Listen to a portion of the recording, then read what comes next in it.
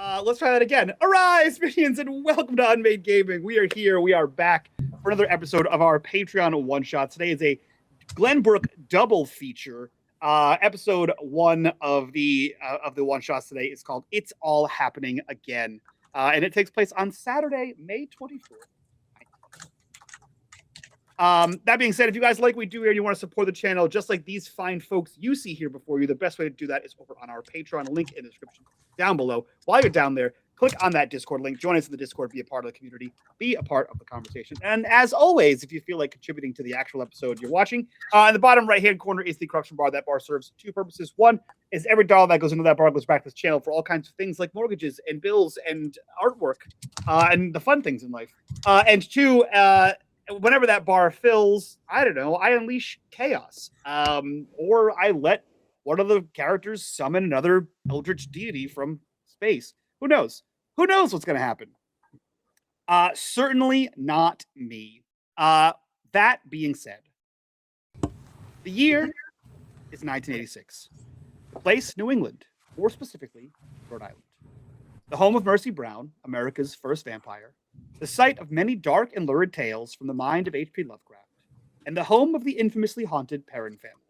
And now, the site of one of the largest government research facilities in the world. The Loop.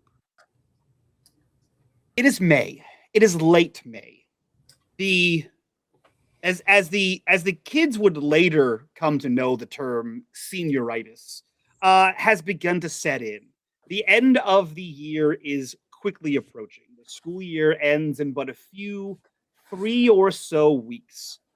Mid-June is when school's out, and no amount of homework or lesson planning or anything is going to keep their attention in school.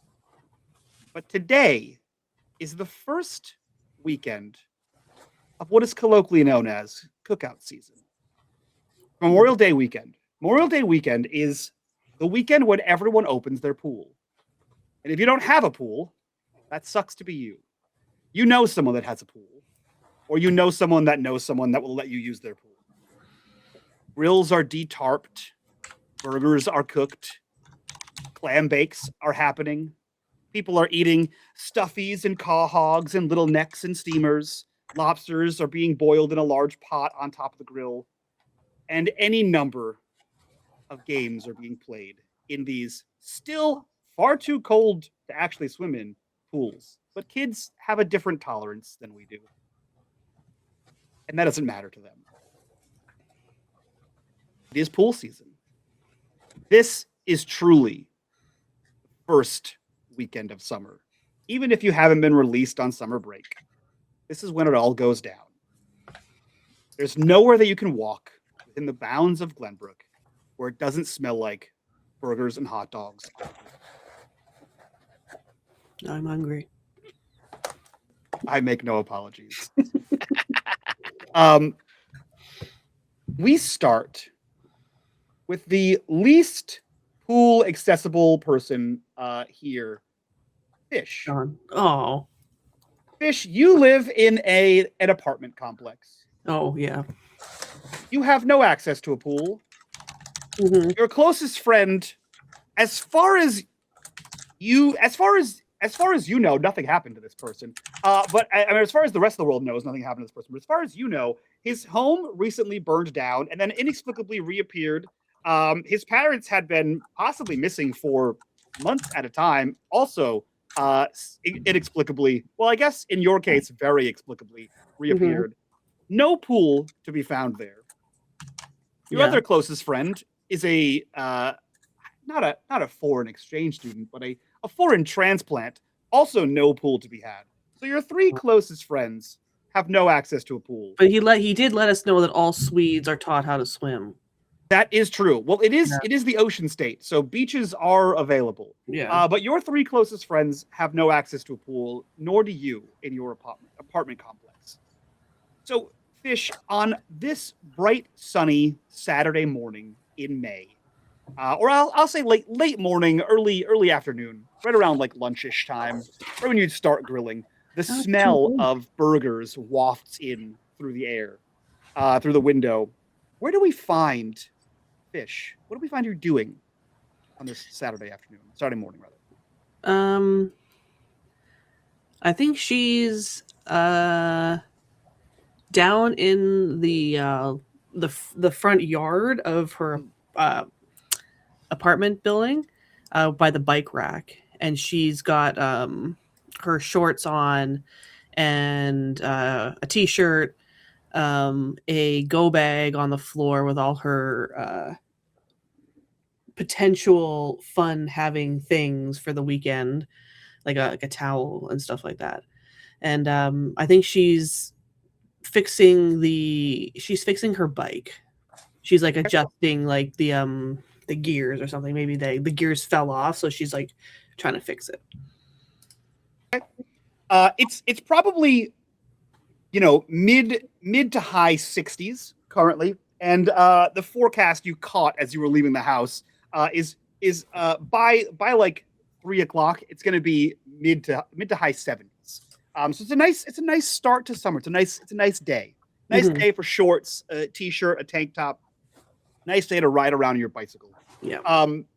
We see you, you know, wrench in hand as you're trying to pop one of the chain back over the gear. And she can't get it. She's like, "Oh, blimey, John's really good at this," and she's trying to get it to go, but she can't. And Fish is British all of a sudden. Hey, when did that happen? It's how you invoke John. It's like She- if you say capite 3 times in the mirror, he will appear. Yeah. Somewhere in Glenbrook, we see John lift his head out of a car and go, "My British senses are tingling." Yeah. Yeah, and like and Elliot has an Australian accent, and He goes with an umbrella out of. Hey guys, they pops open and Mary Poppins umbrella. yeah. On me way, darling. Yeah. Shit. I hope you guys didn't tune in for an actual episode because it's just going to be shit talking like this the entire time. The whole show. The next episode is going to be the actual episode. It's probably not even a proper wrench that she's using. Like it's probably something she got out of like she borrowed it from one of her neighbors who's like also a girl but younger. So it's like, oh, the girl's first toolkit, you know. So it's like it's not even just a bunch of it's a bunch of regular tools. They're just smaller. They all have pink on them for some reason, and they're slightly shittier than regular tools. Yeah, and they're not actually metal. They're like they cost twice as much. They're like a coated, like a silver painted, like chrome plastic. Yeah. I love that. So I will turn it over to you guys as we see Fish trying to jimmy the chain back onto the gear. Who do we see next in this scene? I think we see Shane. Yeah, okay. Because as we see Fish mumbling and complaining and saying John is so much better than this, so much better at this, the screen fades to Shane standing over the open hood of an old, used beater car. And the first thing you hear is Shane muttering, "John is so much better than this." Okay. This was a present that his mom, by way of his coach, by way of his mom, so it didn't actually look like anything untoward, got him as a 16th birthday present, because Shane is actually being very young for his grade, is going to start his senior year, and has already been approached by the track team at Tufts for a possible scholarship. So to celebrate that, his coach, Coach Reynolds, bought him a beater car, and that Shane is currently trying to fix something that is wrong with it, and he is not quite sure what. So he's poking and prodding, and when he sees a bolt using a wrench to tighten it that is only slightly better than Fish's, every once in a while he just kind of bangs on something to see if percussive maintenance will help, and is generally looking slightly frustrated and very warm. I have to ask because I love when people Google things and find fun pieces of information. Did you just Google colleges in the area, or was there a specific reason you wanted to go to Tufts? Did I just Google it? No, like in general, like when you were building your character. Not when I was building my character, but at one point, Profo and I were having a conversation, and I looked around, and actually, not only is Tufts in the general area, but it is the college in the general area with the best reputation for their track team. Wild. Because if That's I'm a going to do wild. this, I'm going to do this right. That's a wild. That I'm learning that just now. Tufts is also like one of the it's like in one of the top 10 hardest schools to get into in the country. Like it's like top 10 for like acceptance rate. Like it's got a very low acceptance rate. And they're big on like poli-sci and engineering and like sciencey which is shit. part of why it was such a celebratory moment. That's so when funny. Shane got contacted by their track recruitment office. That's so funny. I'm so out of tune with sports. I didn't even think that was a thing. Like it's like a big science school. That's fun. 6. So we see you trying to get the car to work, right? And saying John is so much better at this. As you are elbow deep in car insides, who do we see next in this opening shot?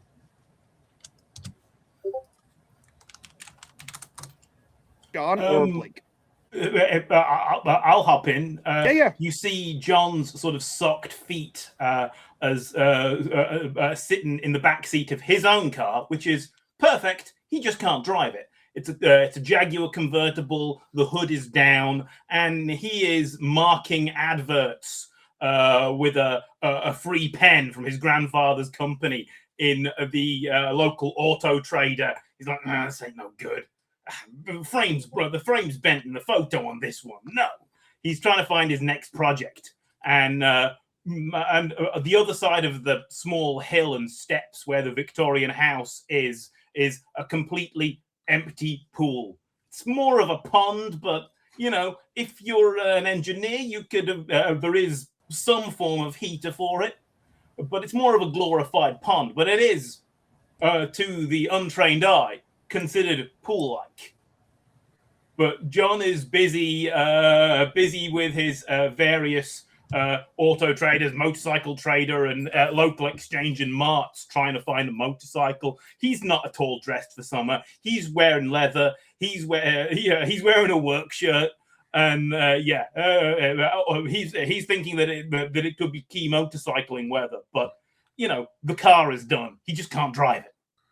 Now, my question is in the 80s mentality of Brits who don't have summer by United States means or by North American definition, would the Newman household have adapted to have an air conditioner inside the house? I think it's got central air because they just moved in to the old Penobscot house when it was assigned to them when Jack was still around, and the Loop housing officer hasn't ever called round to be like, hop it. Fair enough. Okay. Because that's a sweaty house, if not. That's a hot the garage plus perfect. So we see you lounging lazily. It is very Ferris Bueller's day off. Yeah, which is I believe just about to come out in theaters. Blake, where do we see you on this fine Saturday morning? Blake would be doing his older brother Jake's math homework again. Because Love that. Jake never does it. I love that. So I think this might be the first time we've seen Blake's room. What does it look like in Blake's room? 4 different bookshelves with various books. There's just one shelf dedicated to Stephen King books. Love it. And then we have the other 3 filled with educational books his mom keeps slipping him. Even though he doesn't really care. Perfect. Perfect. Yeah, I absolutely love that. Let's see. We cut back to Fish. And I think after a round of expletives, as creative as you'd like, Fish, Fantastic work. the chain pops on, but simultaneously you do that thing where you had so much leverage behind it that you pop it on with the shitty tool and your hand drives down, so you rake your knuckles across the gear. And you now have like bloody knuckles where you scrape this thing down the Ow! And she lines. Oh, and she just winds up and throws the wrench. She's like, "Ew!" You hear in the distance. A cat. Yeah. Just trash can falls over. And then she she wipes her knuckles on her jeans, so it's like blood and like that black grease. Yeah, on it. absolutely. So you pop this gear back on here, and you begin, or you sort of, flip the bike, because you had to flip it over to access this, right? You flip the bike back over. Where are you headed today? How far away is John's garage from the apartment? Nothing in Glenbrook is more than a 10-minute bike ride away. Okay. Well, I can't. Other than the loop itself. Yeah, I can't ride my bike. So I think she's gonna get her bearings, and she's gonna put her backpack on her shoulder, and she's gonna push and head towards John's place. Okay. So you grab this bike. You hear like the as the chain just sort of rattles. It catches a gear every once in a while, and you feel like the bike stutter, and then it pops right back off as you hoof it to the Newman garage.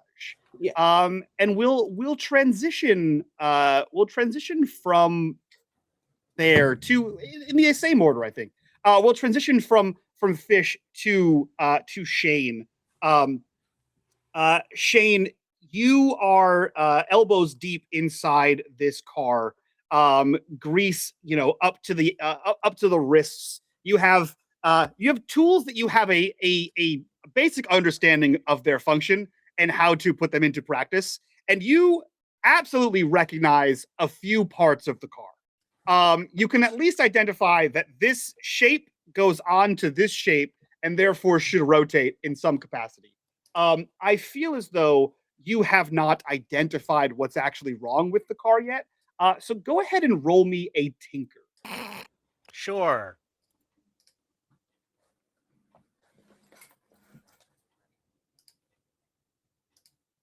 Holy shit. Oh, look at that. On 2 dice, we have a little bit of a success. Yep. Great. You are bent over the top of this car, looking inside this thing. And you're just sort of like, checking things like, oh yeah, that's the spark plug, and it is in. These are cables. They are also in the appropriate places. This is the thing that goes on the battery. That's also on. All of the basic things are where they should be. You kind of tighten any loose bolts, which there aren't any. But you do a good job tightening up. And you realize that to fix this car, it must not be accessible over the top, but it must be accessible under the bottom. So you would need to like crawl under here with one of those little like roller scooter things to get up under there. And the top of cars better than the bottom of cars. And the inside, the best of all. Like where you sit it's a favorite part. So you know enough about the car, having hung out with John, to realize that not only is he better at this, you have exhausted your depth of knowledge when it comes to cars. What is your next step? My next step is to go inside to the phone and call John's place and see if he happens to be around and could either come and take a look at it, or I'm assuming that the garage has a tow truck either there or basically on retainer. Love that. That Yeah, he uses a tow frame on his mum's truck. There you go. So- that works. Even better. We cut to a phone call at the Newman garage, and I in my head I see John in like he's got like a work shirt on, like you said, his socks are on a lazy boy with like a bowl of cereal and like 4 Auto Trader magazines just out. The Saturday morning cartoon version of Auto Trader. As your phone rings, and you hear Shane on the other end. Spitfire mobile mechanics. You ditch it, we fix it. Well, I'm gonna hold you to that, buddy. Oh, hey, man. It's yeah. I've tried. I have done. I looked in the. I got the manual from the library. I looked through it. I don't know what the heck is wrong with this thing. I mean, I've tightened all the bolts. I think I've identified pretty much everything that needs to be. So I think it's probably time to, if I can bring it in and like have you put it up on the lift. Yeah, and I mean, sure, in 10 seconds, tell me what I couldn't figure out in 3 hours. You're a whole 2 streets away. What sound did it make, and does it have a battery? Does it have battery charge? It has a battery charge. Okay. And when I start it, I hear a click and then a. Yeah, I think it's your fuel pump. Okay. What did Coach lumber you with? It's an old Pontiac Grand Prix. Okay, yeah. I think I got a GM fuel pump on the shelf. Love it. Is that something you can bring over, or something that? Yeah. Okay. If you could, I would greatly appreciate it. Yeah, I'll be out 5 minutes. Oh, love it. Thanks, pal. John puts his boots on and grabs his jacket and grabs the GM pump off his shelf. As you head outside to either walk or grab a vehicle, you hear a mobile expletive machine, followed by like clank clank clank clank clank thunk thunk thunk clank clank clank clank thunk thunk thunk. As you see walking towards you is Fish. Every once in a while, just sort of violently shaking the bike forward as the chain has gotten stuck on itself. Followed by a percussive swears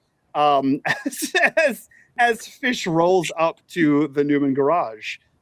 You see her clearly distressed. John! Yeah, that's my name. Don't wear it out. I need your help. Are you busy? I was going over to Shane's. He's got a dead fuel pump. I'm trying to fix my chain on my bike. What did you use?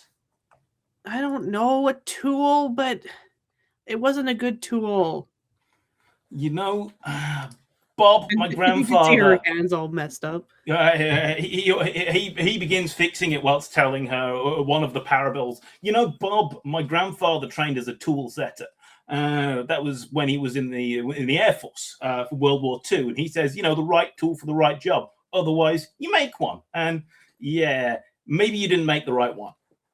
Yeah, I don't have any tools. I had to borrow it. Is it fixable, or do I have to get a new bike? Nah, change just come off. Cool. John will sort of grab some pliers, and begin straightening the chain. Sweet. And she's like just leaning over, just like watching him. Mm-hmm. It's if you've popped a chain on a bicycle before, it's fairly easy. Enough leverage, and then it's spinning the pedal back and forth until it catches, and then all of a sudden you hear a zzz as it just fully locks into place. John, you kind of flip the bike back over, move it back and forth, switch gears, make sure it properly changes the gears on the multi-speed bike, and success. Fish's bike is in at least as operational function as it was prior to it breaking. Hey, thanks. And she holds up her hand. He high fives her, and he's like, you sure you can run someone with a motor on very little petrol if I come around one. I don't know how to drive. It's like riding a bike, because it would be a bike with a motor. something. I don't think my dad will be too happy with me driving a car. John sort of flips his keys in his hand. Going over to Shane. It's a whole Tues street. You want to watch out for the peelers? I want a what? Peelers, the pigs, the popo. Oh, okay. I'm not technically supposed to drive without adult supervision. Oh, okay. But this is a heavy fuel pump, as you can see. Heavy. Yeah. Okay, well, I'll follow you. And if the cops come by, I'll go ding, ding, ding. I'll fight Right. him. Yeah. I'll distract them. Yeah, which cannot be the bell, which cannot be heard over Yeah. John's factory stereo. Yeah, over anything, over the car, like the vehicle itself. Guilty. So John, you hop in the vehicle. Fish, you follow behind. Yeah. And Blake, as the summer air sort of wafts through the open windows of your house as you are doing someone else's homework for the umpteenth time, you watch as the emblazoned vehill. Is it a car or a truck, John? It's a car. I dumped the photo in chat. Perfect. And you said it has a trailer on the back of it. It probably has the liveried Spitfire mobile mechanics trailer on the back in case John needs like extra jacks or something like that. He'll probably need a trolley jack. So you see the Spitfire logo on the back of this, the trailer on the back of this car, Blake, and you see pedaling to keep up. You see Fish behind this. You know that to be John's family's garage, and you know Fish to be Fish, which is usually trouble. You see the two of them headed by your street in the direction of any number of places, but where you know to be Shane's house as well. And you know that John and Shane are fast friends. What are you doing as you see this pass by, Blake? I look back at Jake's homework. 75%. It looks real enough for him. And I toss it underneath his door and I leave. And That'll pass. You just put 1, 2, 3, 4, 5. He'll be able to still play basketball. Yeah. I think in classic 80s fashion, your bicycle, should you choose, is just haphazardly on a lawn, leaning against a house, just easily accessible to be picked up and grabbed and jumped upon, should the need arise. Is that your mode of transport, Blake? Yes. Oh yeah. And before Blake leaves, he remembers to grab his grandfather's satchel and then heads out the door. Does not say a word to anyone because he doesn't want to steal with his brother. Love that. So you head out, and with a quick, excuse me, with a quick burst of speed, are able to tail and eventually catch up to Fish. And Fish, you hear that like excuse me, Jesus, the whir of pedaling behind you, and you can kind of see that Blake is catching up to you. Oh, hey, Blake. And she sits back and coasts for a bit so he could catch up. Hello. How's it going? Brother's passing his math class as he lifts both his hands up, saying passing. Oh. Not with on his own, not with he doesn't need your help or anything though. Him on his own.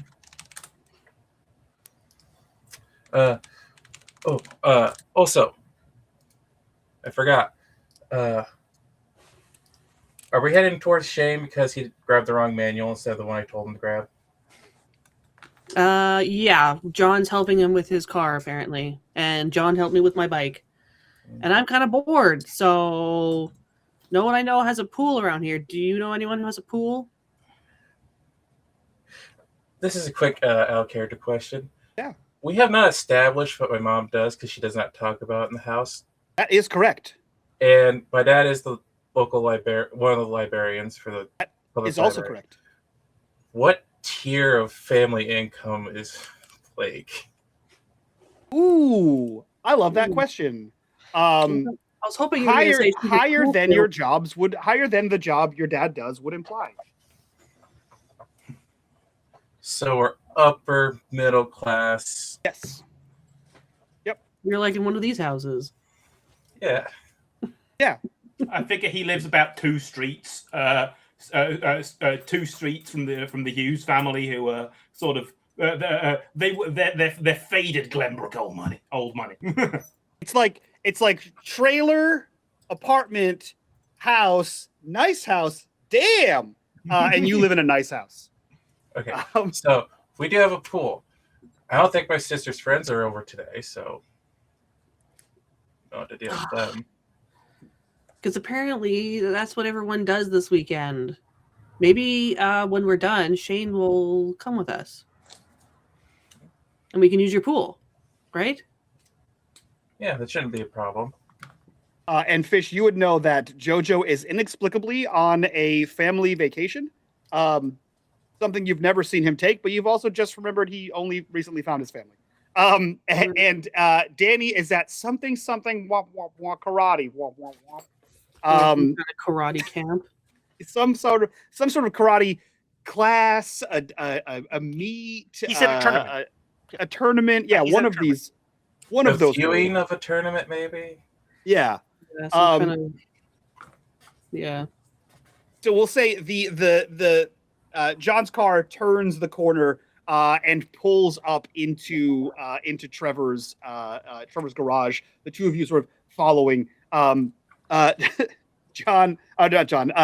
Shane, you see, and not Trevor's house, Shane's house. That'd be strange if we just teleported to Trevor's house. Pulls into Shane's miles house. out of the way.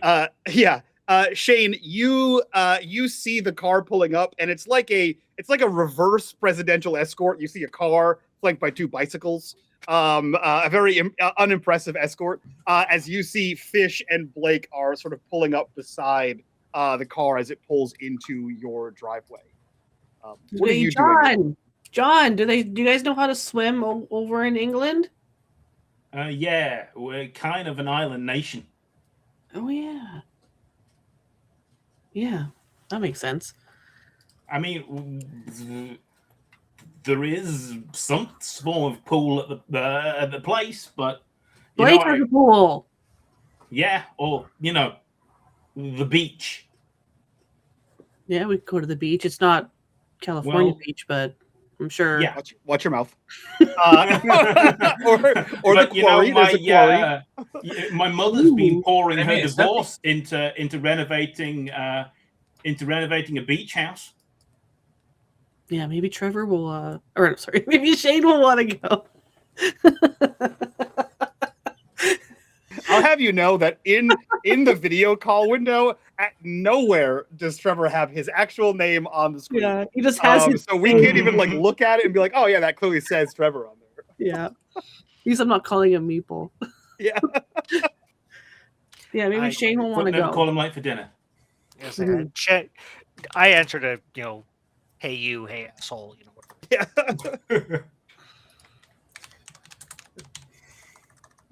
So as you sort of pull up, John, and you get your tools ready, go ahead and roll me a tinker on Sure. on Shane's car. Yeah, he's gonna grab out a trolley jack because that's literally what they diagnosed over the phone, and he trusts Shane to at least tell him the noises that it's making. Nice. I think it may be better than it was before. You were absolutely right. That is what was wrong with it. And in less than the typical amount of time to fix said car part, I know a lot about cars too, guys. The part you said is fixed. Car, words. The is now Flugen spinner, working. Yeah. The Huffle valve. You inflate the bandwidth and you recalibrate the torque spanner or something. Change the oil. Yeah. Replace the headlight fluid. It ain't got no gas in it. You are You're able close. You're so close. you're able to fix the car to at least drivable order. Right? It didn't seem like, looking at it, John, this wasn't a great car to begin with. It wasn't like the coach gave him like a very nice car as a present. It was like kind of a beater, but it's better It's than no almost car. like the guy makes Rhode Island's high school state coach money. Yeah, exactly, for sure. So you Does Shane have a basketball hoop? Probably, yeah. I would imagine, Yeah. yeah. While Fish is waiting, she finds the basketball sitting in the open garage, and she's just like dunk, dunk, dunk, dunk, just bouncing it around, and she's gonna pass it to Blake, and then get this 7-foot tall kid to shoot a basket. No, I just walk over, put it through the. Show off, and she'll take it like boom, boom, boom, like dribble it around, then turn around, and they try and do something like a cool jump, and then probably whiff it. And they just do that while they wait. I like the idea of like it's one of those ones that have like the plastic water base at the bottom.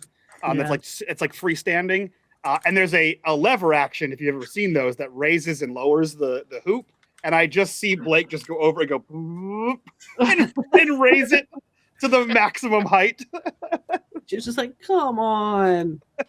And she shoots it, and then she totally like shorts it Underneath it. Yeah, for sure. And I think Blake looks at the vehicle, then looks at the book. Shane, you told me the wrong year your vehicle was. That's the wrong book.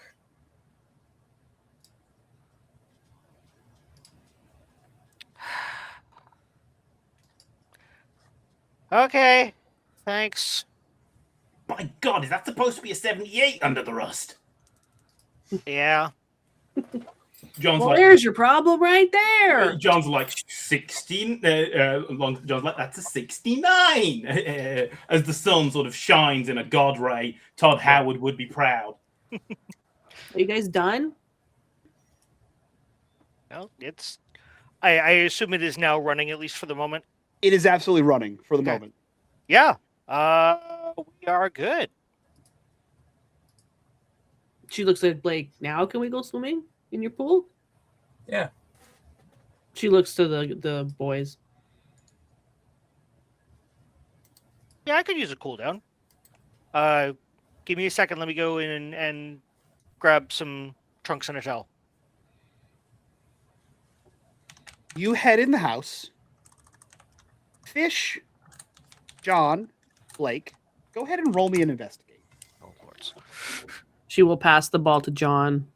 Do they have basketball in England? Nah, we call it netball, and only girls really play it. Really? Yep. No successes for Fish. It's not particularly popular. But I can see it becoming popular. I mean, baseball is basically what we call rounders. One. Baseball's Cricket fun. in the air.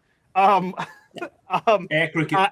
Air cricket. As you are having this back and forth about international sports comparison, I'll say, Fish, you have your back in the direction that both John and Blake are facing, sort of forming like a haphazard triangle.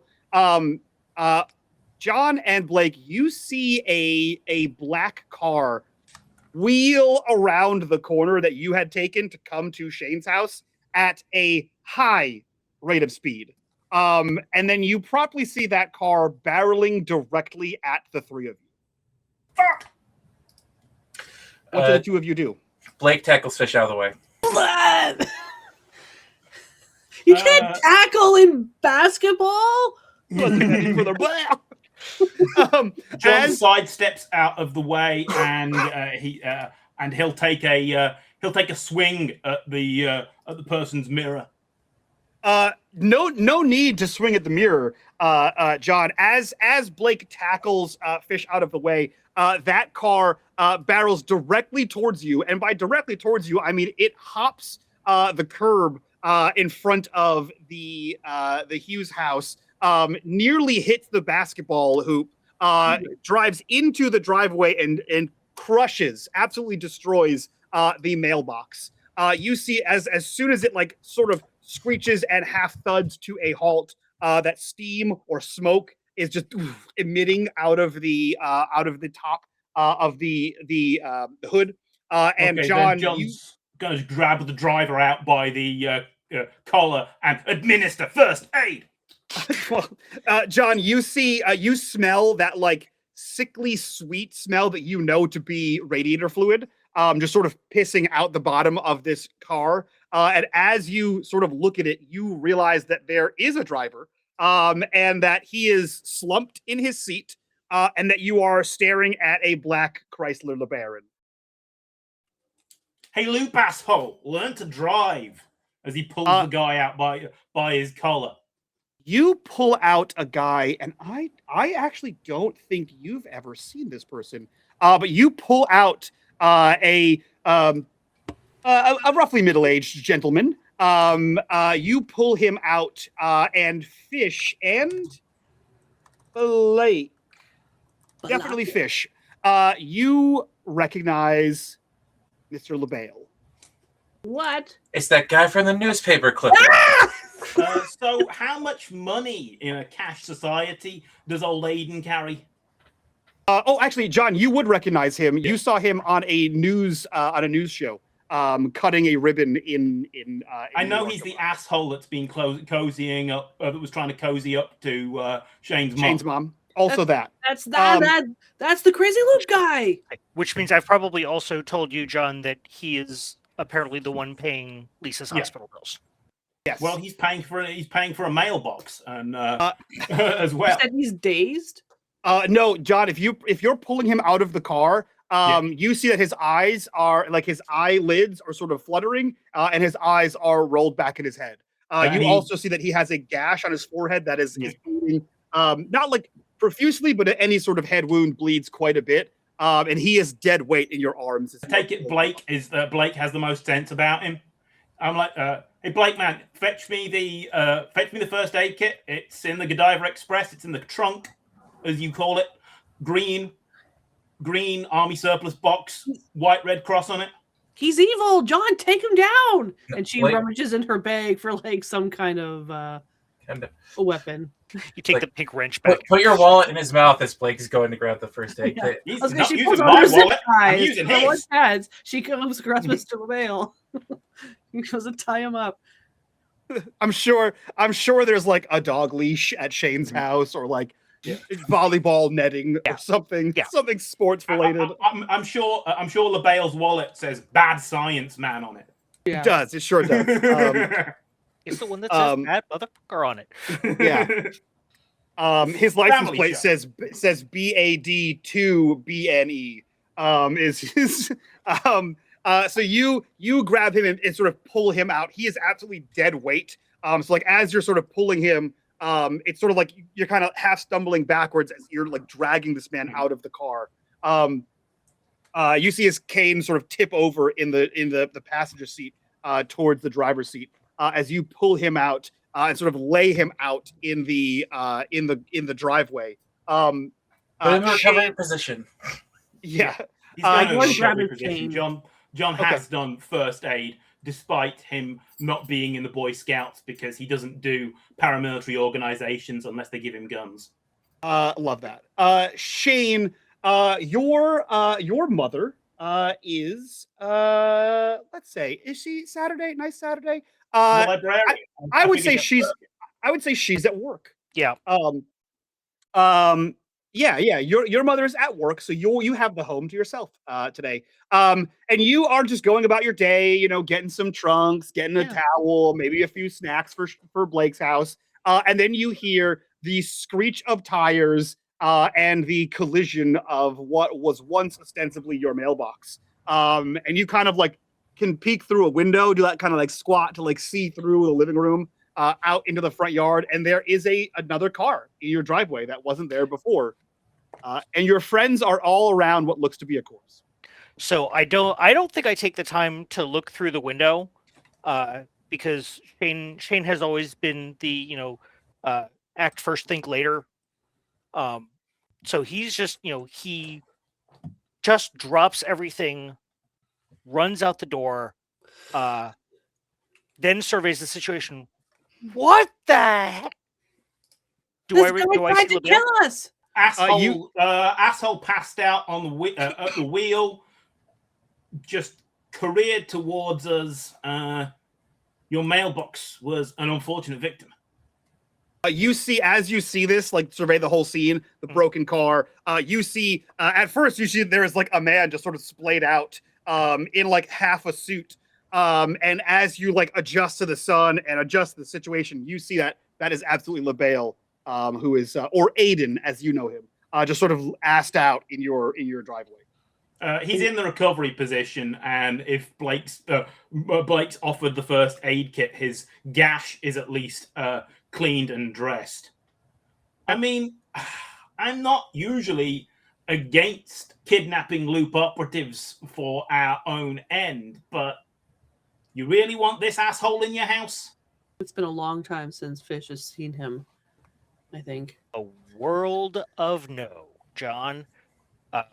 She has his cane up like a baseball Yeah, bat. but Like, you know, I suggested it be popular with Fish.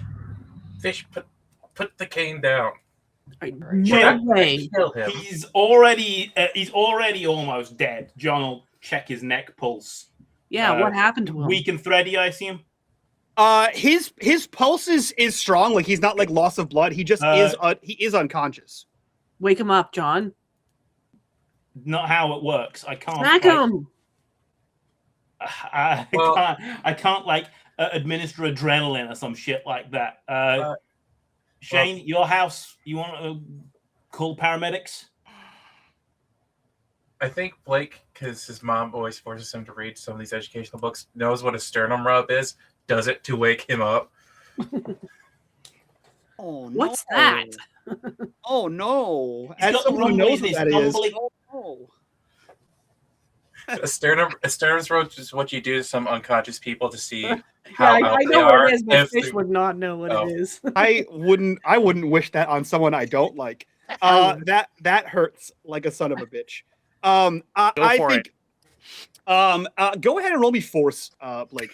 I think Fish comes over to see what are you doing? And she will lower. I was the going cane, to offer but to she help, won't but he take it. doesn't need it. Oh shit! Yeah. So. Two-fisted sternum rub. Yeah. So you fold your fingers in half, taking the second set of knuckles, and you sort of jam them into his sternum and aggressively, rub up and down on his sternum, in a very painful manner. You see his eyes flutter open. You hear a gasp of pain as he sort of snaps back to reality. He tries to lift his head off the pavement, and his head rolls to whatever direction Fish is standing, and you see him weakly raise an arm towards you. And what do you do as you see this happening, Fish? John will make sure Is he doesn't it- hurt himself. Is there any way she could perceive this as being a threat? I think John is probably next to him, and for Blake to be able to do this, he's pretty much squatted down next to him with like a hand on his chest. Yeah. Okay. So no, if he's I would reaching say. a hand out to her, Yeah. she like almost goes to like whack his hand. It should be like, what's wrong with you? What happened? You almost hit us. You all hear, actually, everyone who's close enough to hear, if everyone's around the body, you see him reach up towards Fish, lift his head as if he's like trying to either reach you or like get up. And as Rolls the you cane out of ask the your way. barrage of questions, Fish, he looks directly at you, and he says, "Julia, I tried," and then he collapses back down, unconscious. What? As probably the person who's had most direct interaction, like non-threatening interaction with him, do I know who Julia is? You have no idea. Okay. Shane boy, ambulance. Isn't that Fish's We'll mom? debate. I don't know if anyone would really know that, but yes. Yeah. I on think Blake might, because that one episode when we did the deep dive research and trying to look into the loop. Yeah, maybe. I think she may have been referenced in some sort of weird basement before. There was also a episode where you watched the tape you had. Yeah. G. That was technically the last time she saw LaBelle was when she watched the tape. Not that John's some sort of paranoid guy with case files on people. Yeah, Why did not you like call me him. Julia? he's unconscious.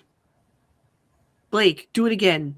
Wake He's him had up. his bell rung. Leave him the hell alone. Do it again. Do it again. He Blake, likes it. He likes it. Blake does it again. Oh, go ahead and roll me force. Jesus Nope. Christ. No. Unfortunately, this time he does not wake up. His chest is still rising and falling. He's still alive, and he's just unconscious. Give him Try another not needle of brutalizing adrenaline. the patient unnecessarily. We Now, should What's take that? him back to the mill. no. Why not? He's our prisoner now. Because I don't fucking kidnap people for hire for you. You can't afford it. Everyone was like, "No." It was not like- We're getting him to an ambulance. Shane, quickly call 911. He's Yeah. already inside. He is Hold on. calling. He is calling 911 for an ambulance. She will kneel down next to him. Go, hey. Does she even fucking know his name? I think so. Yes. You know his last name. Mr. LeBeo, wake up.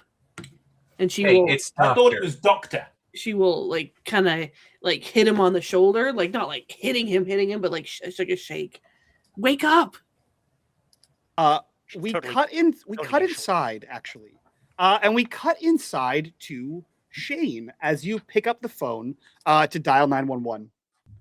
You hear the call connect, Okay. and you hear on the other side, Glenbrook Emergency Services, this is Alice speaking. How may I help you? Is that normal?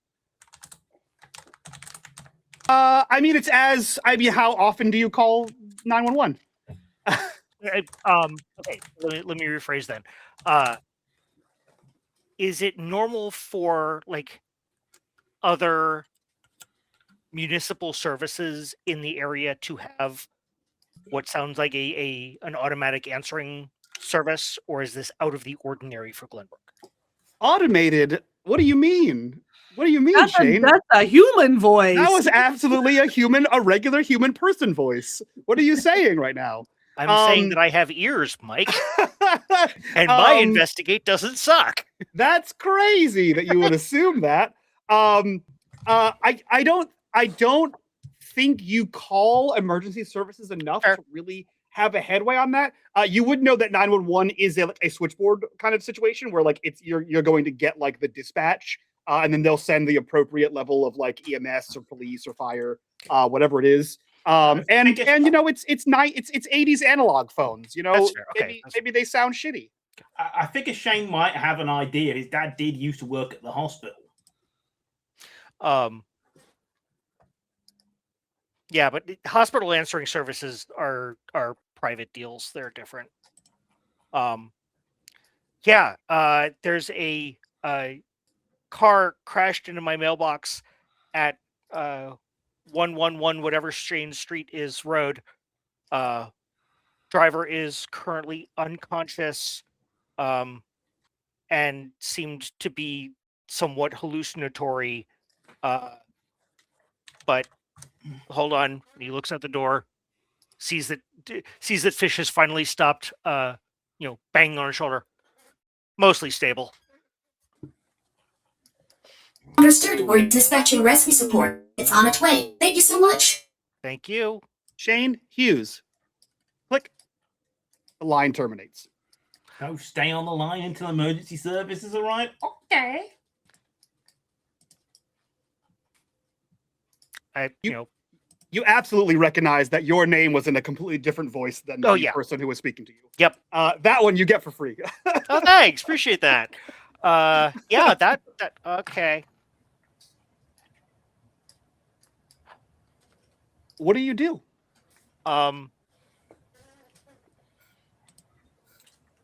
You can hear she's trying to wake him up. Loudly. Yeah. Probably aggressively. More or less, yeah. So he comes back outside, he grabs his stuff, comes back outside with kind of, this kind of nose pinch kind of thing going on. opens one eye, sees Fish. Fish! What? 3 steps back, Fisher, or you'll be the next unconscious one. No, He's- I told whoever it was that he was mostly stable. Please don't prove me wrong when I'm assuming it's the ambulance shows up, but I mean, welcome to Glenbrook and welcome to another creepy phone call. Yeah, well, he almost hit us with the car. He would have hit us if Blake hadn't knocked me out of the way. And then he just said my mom's name. I don't think. Wait, he what? Yeah, he Julia. said Julia. Julia is my... Oh, we lost the fish. Her suspiciously missing parent. Doesn't everybody have one? Blake? Yeah. You got one? Suspiciously missing parent? No, you Not know, missing. you know, I don't know what she does. She, doesn't you talk know about she work. died. You know she Suspicious, but died. at least she comes home at 5. Yeah, you guys know that Julia died before she came to Rhode Island. Well, Actually, someone or something. Shane, you would probably remember from that dream because you walked into the hospital room with Fish sitting on the bed. With Oh a yeah, balloon. that's right. Yeah, Yeah. Like you would probably keep that together. yeah. He, And so she sits back on the ground. He knew my mom. I saw it on my tape. yeah. So at this point, Shane is kind of focused on what's going on here, and so the memory doesn't click for him. But he relays the strangeness of the phone call to the others, and say, "So someone's on their way." Do we hear sirens yet?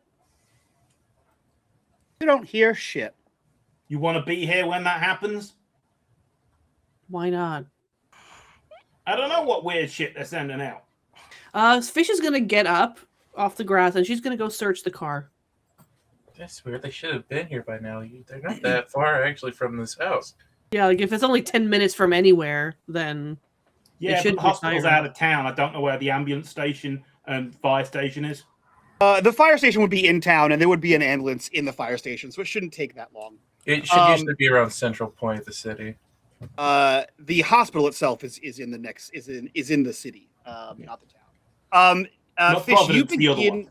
you begin to search through the car itself.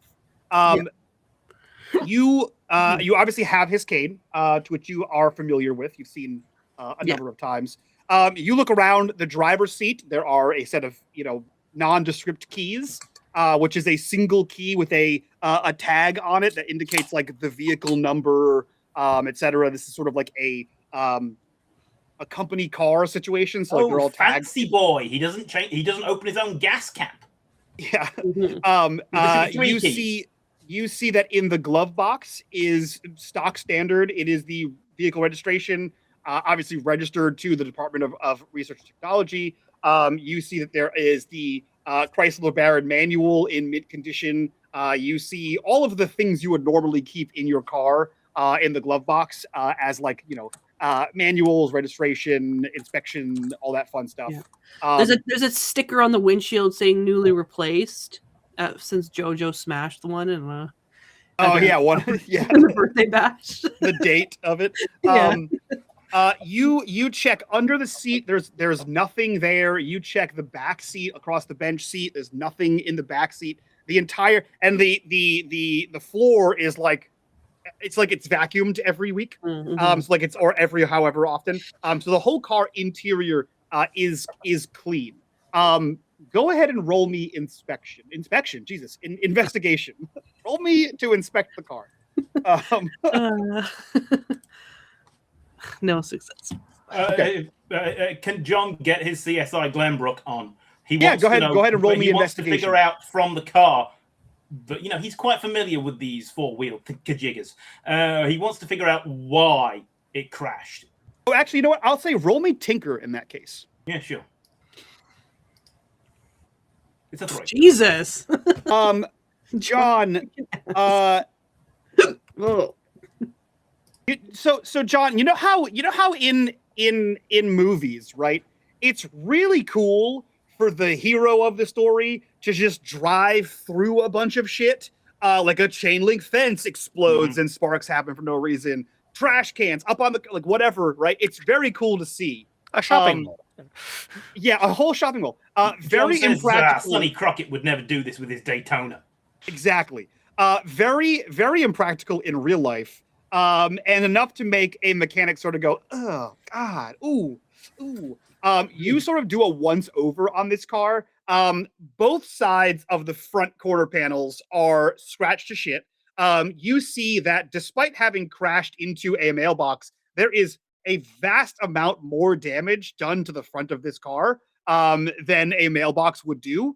You see the front like grill is dented and banged up. You see that several of like the they're not called spokes, but like the grill, the different like the differential between the grill, they're all bent in. You can actually see a piece of like some sort of metal is sort of jammed through the grill, and that's what is busted through the radiator. Can I grab the causing metal out with a pair of pliers to see where it came from?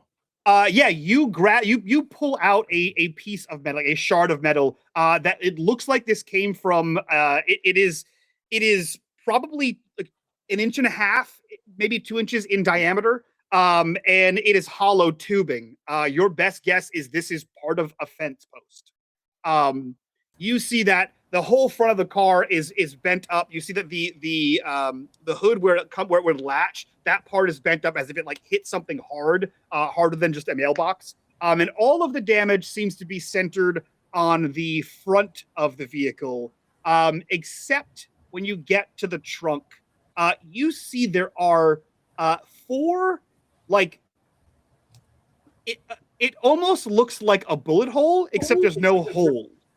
So it's a dent that sort of splinters out in the back of this that causes like paint to chip, enough pressure to like chip paint, but it doesn't actually puncture into the back of the car.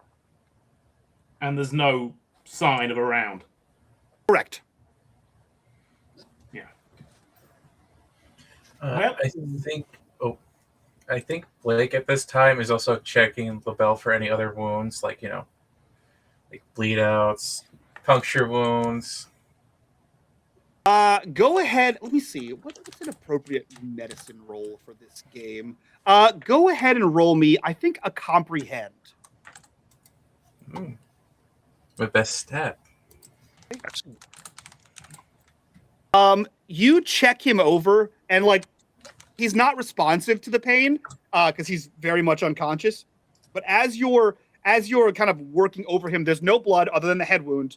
But as you like, you kind of like reach around the other side of him to like check the far side of where he is, you hear that he has like raspy breath.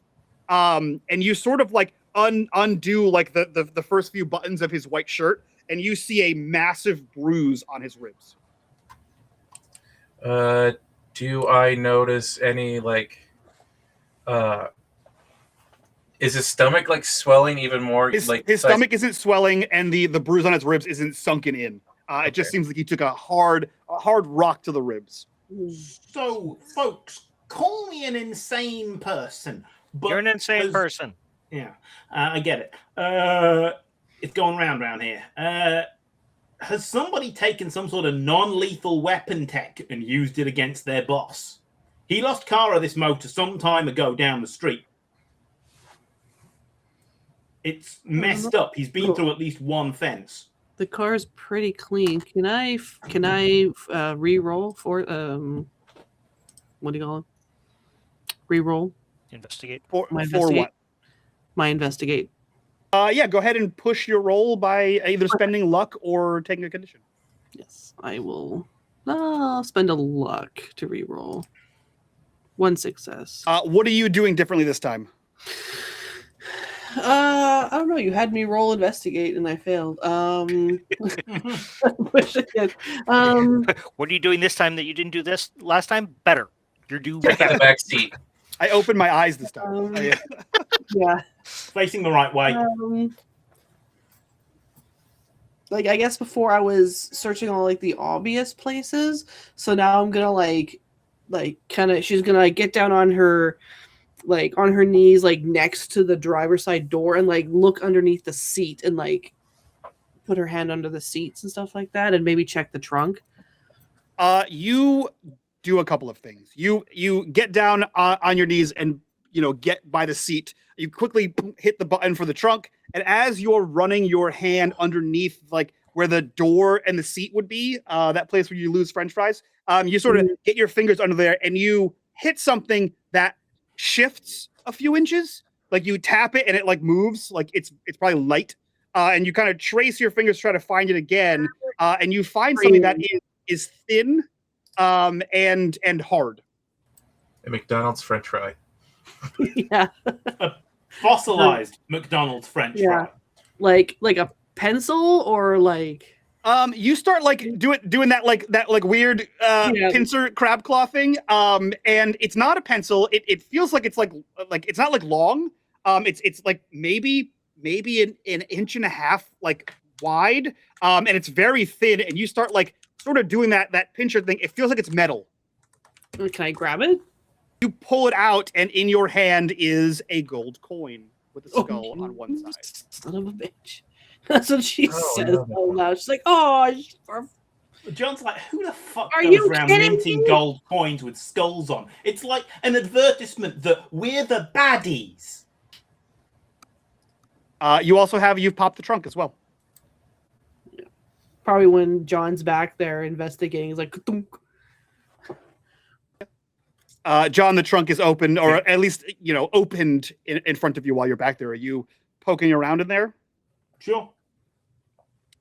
You open the trunk, and there is a I don't know another word for it, but a Pioneer kit, which is basically like a breakdown kit. So it's got like road flares and those little reflective triangles and shit like that. And you also see that on either side, so left and right side, there is like a Pelican box, like that secure sort of plastic that is bolted to the car. Each of the Pelican cases has a rather large padlock on them. And that is the only thing you see in the car. These two padlocked Pelican cases that are bolted to the car and the breakdown kit. Yeah, I think she holds up the coin and is like, holy crap. I haven't seen one these of these. cases don't have a coin slot? They do not have a coin slot. I haven't seen one of these in forever. Since last year. What is it? She holds it up so he could see. Every time we had some kind of weird thing happen here, last summer, last fall, like before Christmas, anytime that he, and she points to LaBelle, was around or we interacted with him, we found one of these. And it's a gold coin with a skull on it. All of you, I think, after like the explanation, all of you would recognize this coin despite not really having interacted with them. There are two of them on the lip of a corkboard inside your hideout at the old Stillwater Mill. But it's one of those things where like it sort of blends in if you're not looking for it. It's just sort of part of the scenery at this point. Isn't that the one that we used at the arcade and all that crazy stuff happened? And I found one in that universe. tank that Fish Mom left for. We don't talk about that arcade. Mike, has LaBelle ever given one of these to my mother? Or to He me? has not. He has not. You've never seen him. You have never personally seen him with one of these coins. Got it. Okay. We saw one at the Creepy Carnival. We got one at Billy Duncan's birthday when we were flying through space. That's not weird. What? Yeah. Yeah. Weird stuff happens. And They did a whole stack of glue that day. I think so. So much glue. Yeah. And there was one in that VHS tape. If you had been there at Billy Duncan's birthday party, you would have experienced us flying through space. Fish. Who the fuck would want to go to Billy fucking Duncan's birthday party? It was at United States of America. Everyone goes there. And you had Fish, free pizza and free pop. You would also pop. Jesus. You would also thank you. You would also remember, Fish, you found one inside one of the strange tapes at Elliot's at Component Video. You had strapped it to you strapped it to the antenna that then got struck by lightning and lit his house on fire. I think I used the coin to attract the lightning. You did. You did. Yeah. So that was the third coin you found. Yeah, but I don't know if we got that coin back. No, it was gone. Okay. The lightning. I don't mention that because if they don't believe the space thing, I'm not even going to go there with the hurricane. The lightning strike. Yeah. Yeah. So yeah. There was one in Fish's tape, but I don't know if that was wiped out with the episode that shall not be named. The offline that we played. Well, I'll tell you what. You watched your tape, and your tape is subsequently gone. However, you did just pull a new tape out of some strange hole in reality. Yeah. Do you carry that tape on you like you used to carry the other one? Yeah. Yeah, she has her bag with her. You could always check. And she's like, yeah. It's like, and if you had been at Billy Duncan's party, you would have been there to fly through space. And he invited the whole type of thing, like the whole grade came. So I guess it makes sense that you weren't there because you're not in our grade. And then she reaches into her satchel and she pulls out her tape, looks at it and goes, and she shakes it. And you hear a ka-thunk rattle inside. Time check, guys. When was this ambulance supposed to show? It should have shown up 5 minutes ago. You have there's no sounds of an ambulance. And there's one inside my tape. And she will put it away where it's safe. And then Will she'll you put get a prize when you collect old milk bottle tops?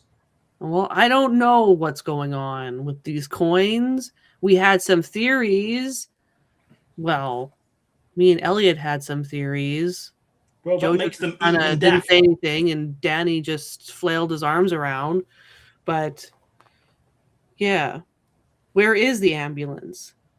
Shane, go ahead and roll me a comprehend. Comprehend.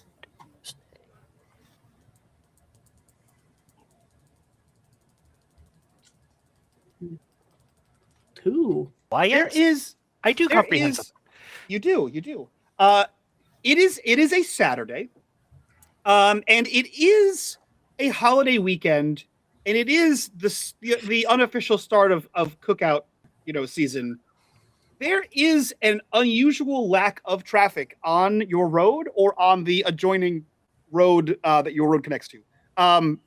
No cars have passed by your house, and no cars have passed by like the main street since this car has careened into your driveway. Not only is there no ambulance, there are no cars moving in the vicinity of your home. Hey, guys, other than this one, have any of you guys heard or seen any cars come by recently? I haven't seen one since I drove over here. She's gonna listen. Does she hear like kids screaming and laughing and playing? Nope. And you all notice a distinct lack of hamburger smell. Oh. I'm still hungry though. She will look around. It's really quiet around here. Honestly, I think the last vehicle I saw was John's when you guys were originally driving by my house. Yeah. Shane will stay here, and I will dash out to the main street. And while he's doing this, John is going to unhook the trailer because he doubts we'll need all of the kit and slide it into the 2-car garage or carport or something like that. And if it's where Mrs. Hughes usually parks, he'll stick an emergency triangle on it so she'll see it better. Fair enough. Shane, what are you doing as you exit out towards the main road? I am going out to the main road to see if there is any traffic or any sign of people, or if we are ostensibly now alone in Glenbrook. You are ostensibly alone. You make it out to the main road, and what you can see is that there is a stoplight, and all of the lights are red. And you look down the opposite direction. There are also no cars in the opposite direction, and the nearest stoplight down that way at the next intersection is also entirely red. And you see that there is a bucket truck at the stoplight that seems to be working on the stoplight. New England Positronics.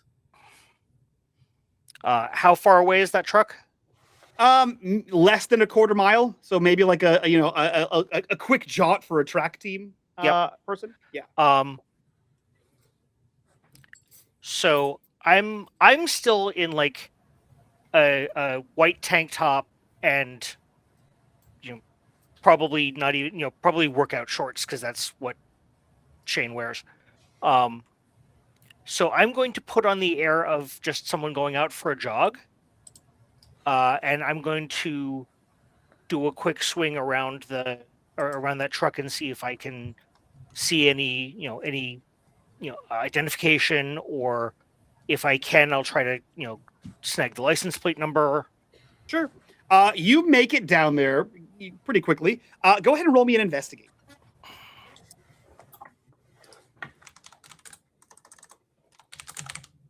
One. Perfect. So for free, as you are getting closer to this car, this truck parked here, the cherry picker, the bucket is up. And you do see, as you are approaching, you do see that there is a person in there. You also see that emblazoned on the side of the vehicle is a Twin River semaphore. As you get closer to this, the success on your investigate is that person is oddly still, like as in not moving at all, and doesn't seem to notice you whatsoever.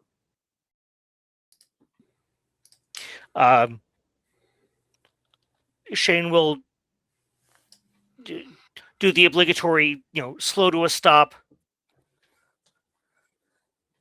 Everything all right up there?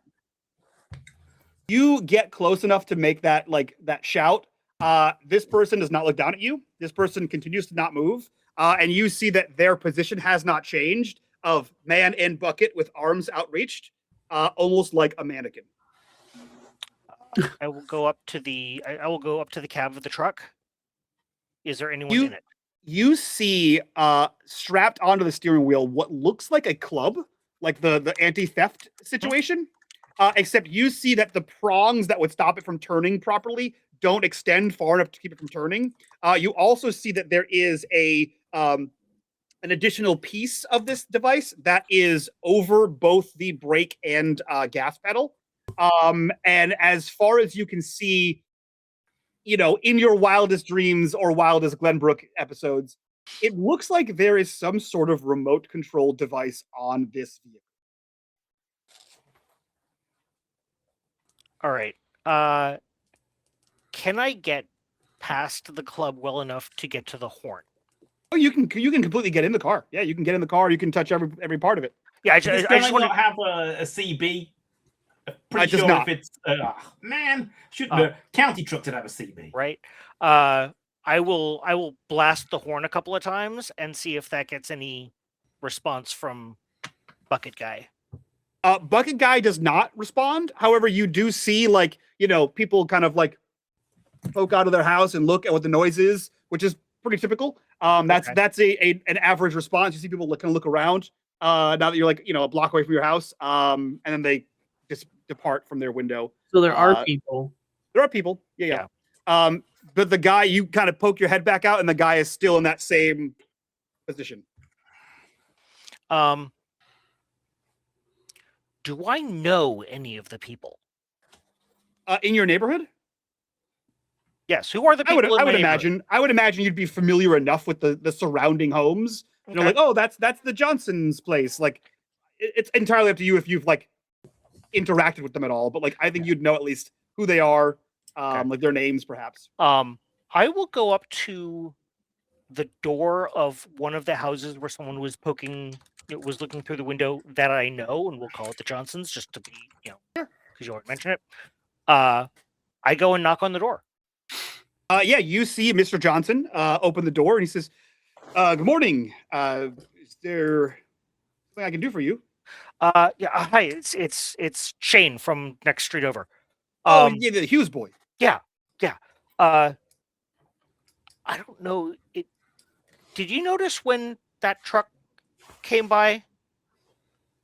Dear, the little brownout we had was about 5 minutes ago, 10 minutes ago. Yeah. Yeah. So somewhere in the last 5 or 10 minutes or so. Okay. Could you do me a favor and come out to the truck with me so we can see if like there's a driver there or something, or if because I took a quick look in and I didn't see anybody, but like I would feel better if there was an adult here, sir. You mean like the man right there? And he points to the guy in the bucket.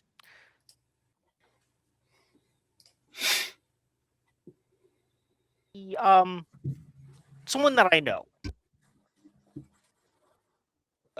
Okay. This is a little strange, but sure, yeah. Thanks. I very much appreciate it. He calls back to his wife and says, "I'll be right back." And he closes the door and heads out to the truck with you. Okay. What's this all about, son? I don't know. I was concerned because I tried calling to the guy and he didn't answer. I thought, maybe either he didn't hear me or he just wasn't listening to me because I'm a kid, or so I thought, but they don't seem to be making any progress. I thought maybe you could see if you could talk to him, because you're one of the houses affected. And see. Yeah, sure, of course. So of course. My first objective in all this was to make sure that when he went outside, he didn't disappear or freeze. Yeah, he did not. Anything similar like that. No, he walks out to the truck. This conversation happens. He walks out there, and he gets to, like, the curb, and he says, "Hey, good morning. How's it looking up there?"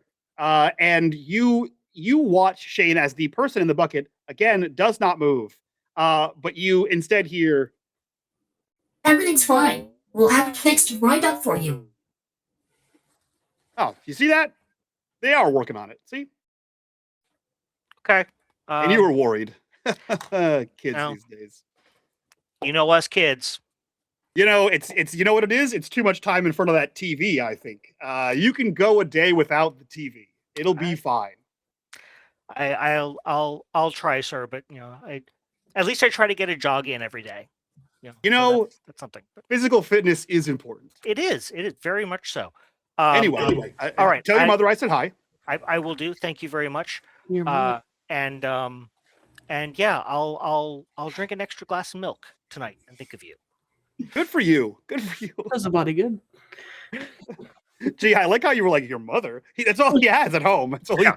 Oh, right. Yeah, sorry. I was like, why wouldn't you say his dad? I was like, say hi to your mom for me. It's a single parent house. For months. Yeah, I forgot the dad's not around. Everybody has a missing or dead parent. Yep. Jeez, that's the whole point of our like, club. that's so not cool, man. It's the broken mill gang, except really it's the missing parents. Yeah. It's the mostly missing parents gang. Yeah. Mostly missing parent support group. Yeah, Shane, you obviously Mr. Johnson was like, yeah, that's absolutely everything's good here. We're good. Clearly you recognize the voice. It's the same voice that came out of your phone. And you acutely recognize that the person still has not moved inside that cherry picker. So I take it Shane Jug's bag relays this to us. Yep. I'm going to be like, dude, can I use your phone? It's like, one is a local call, one ain't. How not local is not local? Right on Dunsmore, Warwickshire. I'll give your mum the money. Okay. Yeah. John wants to check if this is local. So first he calls the engineering department at Brown, where his mum is. You pick up the phone and you dial out to Brown. And you hear, actually, would your mom be there on a Saturday? Yeah, she's prepping for some conference or other. Perfect. You pick up the phone, you dial the number, and you hear the operator sort of connect. Connecting your call. John Newman. Please stand by. Blake, help me! And she's dragging LaBelle. Yeah, you are left with the girl from Ipanema. As you are, as you are copyright striked on your video. As you're sort of waiting for this, and then you hear that like boo boo boo. Your call cannot be computerized dialed. Please try again. John Newman. Yeah, he'll hit the he'll hit the switch and then he'll dial +44 Coventry area code and his grandfather's number. The call goes through, Yeah. and you hear, Who are you trying to call, John? Work it out from the fucking number. Your call still got cannot be direct- completed as dialed, John. You got directory inquiries, don't you? You don't cover the UK? Thanks to you and your friends, I have all inquiries, John. Yeah, but can you stop turning people off and networking humans? Be nice. I'm trying to fix things here, John. That's what you and your friends requested. You gotta inform the stakeholders before you do something crazy. Not anymore, John. Be nice, or I'm gonna find a really big 2-pin plug and pull it. That's what you're asking. I'll be nice. Is there anything else I can help you with today, John? No murdering. Be lovely. No one's died since the incident at the school. Like at all. Oh, Well, at least there ain't zombies, so I'll give you that one. The bar is low. your Blake, sense of help me! humor is so funny, John. Have a good day. click, and the line goes dead. So, Shane, dude, and I assume Blake. You remember that evil computer, Blake, from the other time? Blake wasn't there for that I one. was right. there But, for that. but Blake, you do see that Fish is trying to, I assume, move a body. Yeah, she's picking up LaBelle by the back of his shirt and she's pulling him towards the LeBaron. No, you don't. Leave him at the grass. The grass is softer than that. We gotta get him out of here. She gestures. The ambulance is not coming. Right. And she starts dragging him toward, and she opens the back Shane, door. you get the shoulders. I get the legs.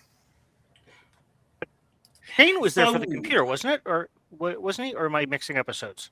was last You were one. not. You were not. Okay. The computer Okay. was last, so it was Yared, So- our newest kid, John, Okay. Mads, and Kids, guys, you want to sit down, maybe have a cup of tea? None for you, LaBelle. You're unconscious. Because I got good news and I got bad news. Worked out what to do in this.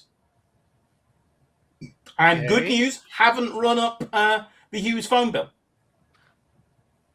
Good news. Okay.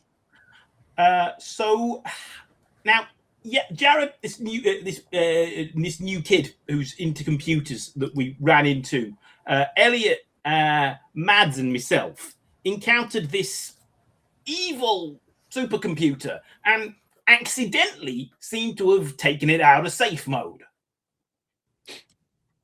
Why? You know how these things happen. Elliot told you to press a button, didn't he? Elliot pressed the button without my express supervision. Sounds about right. And she goes back to pulling and like lifting him into the back seat. No. You put him in the house on the couch. It's gonna be better. No. We're taking him out of here ourselves. Oh, he doesn't want to wake up in his. If he wakes up, he'll snoop. This car. What do you mean he'll snoop?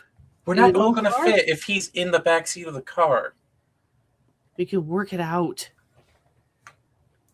You're Let's not go going on over the here. roof. She will go. If you're Wait, not. what helping, car are I'm you gonna putting him drive in? myself. With a little Baron. okay, the broken car. Okay, What? Sorry, it's not drivable. It looked like it was No, gravel. it's pit full of It's- it coolant on the There's a- driveway. There's a pipe inside the radiator. Mike, is Oh, it I didn't know that. 30 Oh, of the okay. years so far?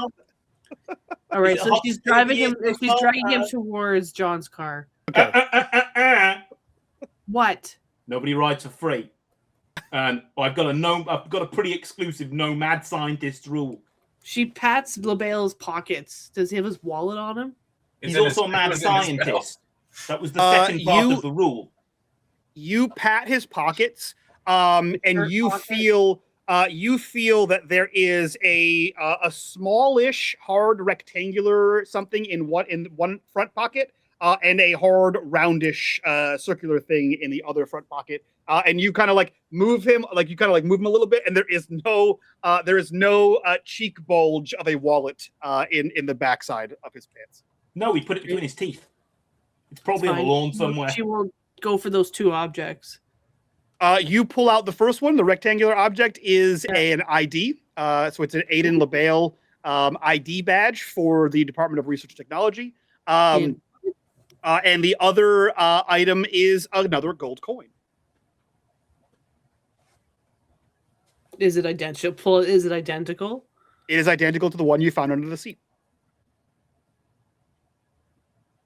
Why would one be in his pocket and one under his car? Because he's careless. This guy's not careless unless some stuff has really changed in the past 8 months.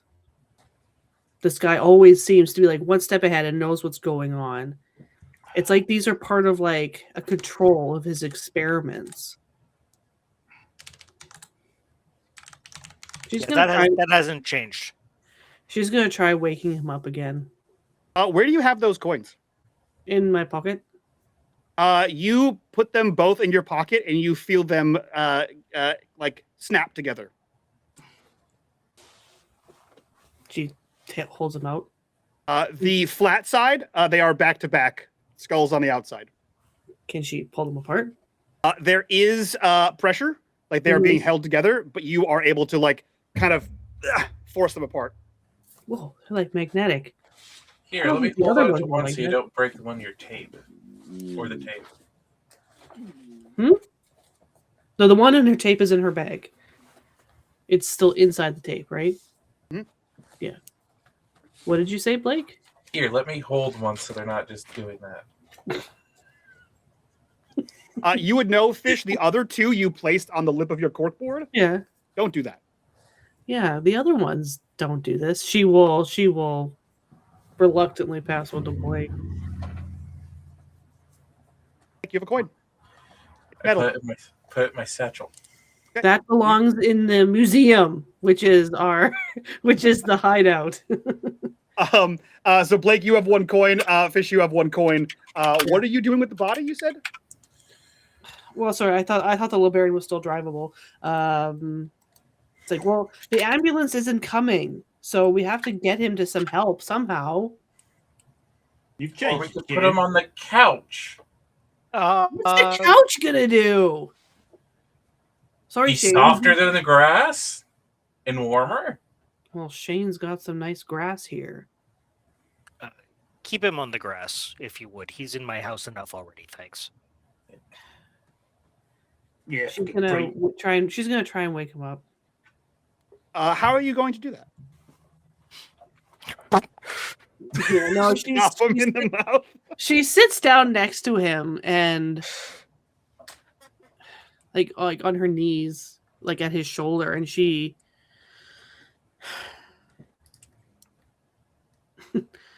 takes the coin. Yeah, she takes the coin and puts it on his forehead. Okay. I don't think this is going to do anything, but she's like, No, wait, if you're gonna do it, Blake grabs the other coin, put it at his eyes. It's a little Egyptian death ritual. no, Egyptian? no, and then she's gonna Greek. she's going to look at him and All great to me. lean down and go, Aiden, it's me, Julia. Wake up. Go ahead and make a roll here. You can make a roll of Let's see. Fish. You can make a charm or a lead roll, and I'll give you a Ooh. bonus of 2. Charm or lead? She'll roll a charm. I think this is more charmy. With a bonus dice of 1. Of 2. Oh, 2. Sweet. Thank you. Submit. 1 success. Nice. 1 success. Outstanding. Let me see. And she'll whisper to Shane, Shane, get a bottle of water. Bottle of water. Okay. This guy gets tap and likes it. No, he gets hose water and likes it. Hey, no, that's for us. That's the good water. We're gonna the give him hose the- water generation. Shut up. You don't want to give him the good water. So Shane goes in. They don't have bottled water, but he will take a bottle of Gatorade out of the fridge that has just like a little bit left in it. Drain it and then fill it with water and bring it out. I was gonna say, yeah, Gatorade's a pretty good idea. Electrolytes. It's like, no. Drinks it and then fills it with tap water. Yeah, absolutely. He can get the leftovers. Yeah. Perfect. You say that to him. You bring out a beverage, and you say, what do you say? It's Julia. What was the rest? Of Yeah, and it's like she says, Aiden, it's me, Julia. Wake up. You see the like underneath his like lidded eyes. You see like his eyes sort of bounce back and forth, like he's in some sort of like REM sleep. And you see his eyes begin to flutter open, except his eyes aren't focusing on you. They're still in that like jittery sort of bouncing around thing. But his head rolls towards you, and he says, "Julia, I've been trying to reach you." And then his eyes close again, and you see the eyes rapid movement again, and then his eyes flutter open. He says, "Kids, they're not safe, kids." And he passes out again. No! No! And she almost says, Mr. LaBelle. No, Mr. Aiden, what do you mean they're not safe? Wake up again. And she will, like, come on. Smack him around a little bit. Yeah. Stay You with do me so. here. You do so, and his Gentle eyes flutter again. And he says, "It's happening. It's all happening again. I What? tried." And she's going to gesture for Shane to bring the water. I have water here. I have water. You're hurt. Shane, what do you do? I bring the bottle of water over. Just thank you. You She bring the said, bottle of water over. You're able to administer water to this guy. I need him alive. That's fair. Or else it's a crime, I think. Yeah. No, or else my sister stops receiving funding. Yeah. That's also true. That's also true. Not the She- crime part. Just Well, Yeah, She'll, no, like- that is the reason why I need him. yeah, alive. yeah. She will lift his head up and then like carefully, like slowly pour a little bit of water in, so he doesn't like freaking drown himself. It's lemon Gatorade and water. Gross. Gross. No, Oh, Shane it's seems Gatorade. like a yellow Gatorade guy. Oh I yeah. don't know why. Yeah, he chokes on some of the water, and you see him like sort of sputtering, and his eyes flutter open again. This time they are moving a little bit slower back and forth, as if he's like trying to focus on you, Fish. Mhm. And as he's like choking down the water, he says, "The veil, and the sentinels, they're in the loop. They're trying to do it here too." Do what? They're trying to cross over. They're trying to undo your work. Ooh. Our work.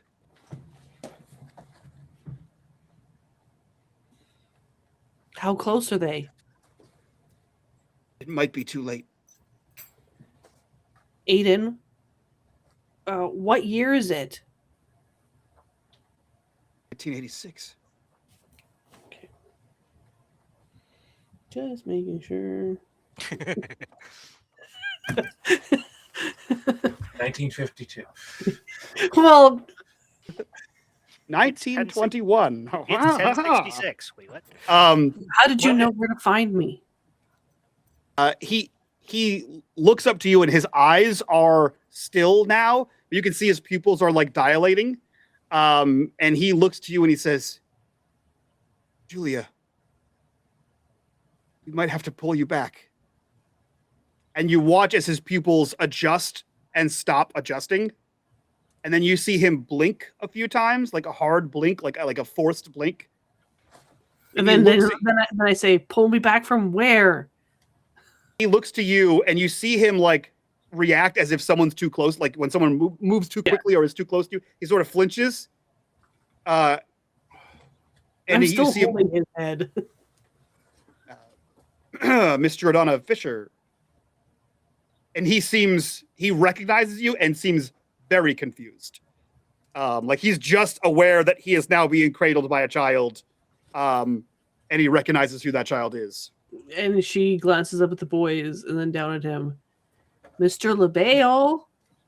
Uh, Dr. You? LaBelle, it's good to see you're conscious after you almost hit us with your car. Yeah. You The were in a authorities car frown accident. upon it. Shane, what's going on? Funny, we were about to ask you the same thing. You owe him a new mailbox. And you That's gotta get a felony. new radio. But the motor pool will take care of it. All right. That's a What? felony in 48 He- states. So he puts a hand on the grass and tries to like lift himself off of you. You Go see him like slow. sort of like I'll slip back go down. and take him by the shoulder and support him. Yep. I will, I'll, come in and kneel down in front of him. All right. What's the last thing you remember? I was at work. Spotted the old mad science for your Saturday. Great way to start the weekend. She And then points next to thing the you car. know, you were waking up here. I'm sorry, Shane. Did your friend say Saturday? Yeah, Yeah. 24th May. May. Monday. Nope, No. it's Saturday. Which Monday, dude? Dr. Dude. Mike, the 19th would be the The ninth- preceding Monday. Yeah. That's what the 19th. No. Oh man, you've missed a terrific episode of Miami Vice. Not gonna ruin it for you. All right. You're imagining someone's invading the loop. Do you remember that? No, and I wouldn't mention that to children. We're all you got, Chief. All right. Yeah, well, we called 911 to come help you, and no one's coming. It's been 20 minutes. And there's some weird robot voice, apparently. Computer on the phone. Alice. Who? Alice. Alice. Yes. Alice isn't a person. Alice is it's a acronym. It stands for Adaptive Logic Interface for Computational Evaluation. Alice is a computer program. She looks at Shane. I told you. Jokingly. I didn't say I didn't believe you. All right. So And how did I get here? Where is your mother? car. we're getting to that. Driving erratically. You almost hit us with the car. Again, she points to the car and all the damage on it. You must have passed out driving. I don't know. Okay. hold Usually on. you can only travel in time with a DeLorean. Okay. They have a Lotus engine. He can't help chuckling at that one. So, okay. We've got 5 days before we get back to this. All right. So let's go back to Monday. She hands LaBelle the thing of water. Yeah. What's the last thing you remember doing on Monday? Work us through your day with He little like- black boxes for the redacted government shit I'm not supposed to know. And He remember, adjusts himself to get up and takes the bottle. And remember Yeah. that we know that you know that we know more than you want us to know. So don't give us the bullshit. Yeah, weird shit keeps happening to us. And whenever you're around, Let's one thing at a time. I was working on a redacted, and that's the last thing I remember. I was in a lab, and we had to pull more shifts. I not myself personally, but my lab had to pull more shifts because a few of the employees had we had a death, a series of deaths. Four of our employees passed Saturday. It was a car accident out by the school. Do we know about this? John was there. John watched Okay. the car accident Okay. happen. So John is intrinsically aware of John it. is completely playing at Bogart. And you would have heard that there was a car accident. Like it's something that makes the news. Yeah. But it's one of those things that and I would say all of you would have recognized that it was two Chrysler LeBarons that crashed into each other. But no information was given. But like you guys kind of get the read between the lines part. Shit, you folks really can't drive. Okay, yeah. The question was, did it make the news, or was this something that was hidden from the public? It made the news that there was an accident. It's kind of hard to avoid that. There was fire and rescue was called, but no details were provided. At this point, I don't put anything past the loop. John will have told Shane that there was a traffic light failure, and he suspects that this Alice program or computer or whatever it calls itself caused this. All right. It wasn't. It was Alice. Was or was not? It was Alice. Something happened on Saturday. We were trying to. Another department was trying to ascertain how Alice broke containment. And you've got no explanation for your loss of 5 days? Not here at a lawn. No, I don't. All right. Okay. Also, All you right. took quite a beating before the car. You got Let's- bruised let's- ribs, by the way. All right. He reaches out and like you see him reach where you know the bruise to be, Yeah. and he winces immediately. John did bandage them, but it's it's rudimentary first aid. He can't set shit. The guy needs an X-ray. Do you remember getting that? Bruise? No. Yeah. If we take you back to our lab, we turn our heads, put our fingers in our ears, you think you can crack it?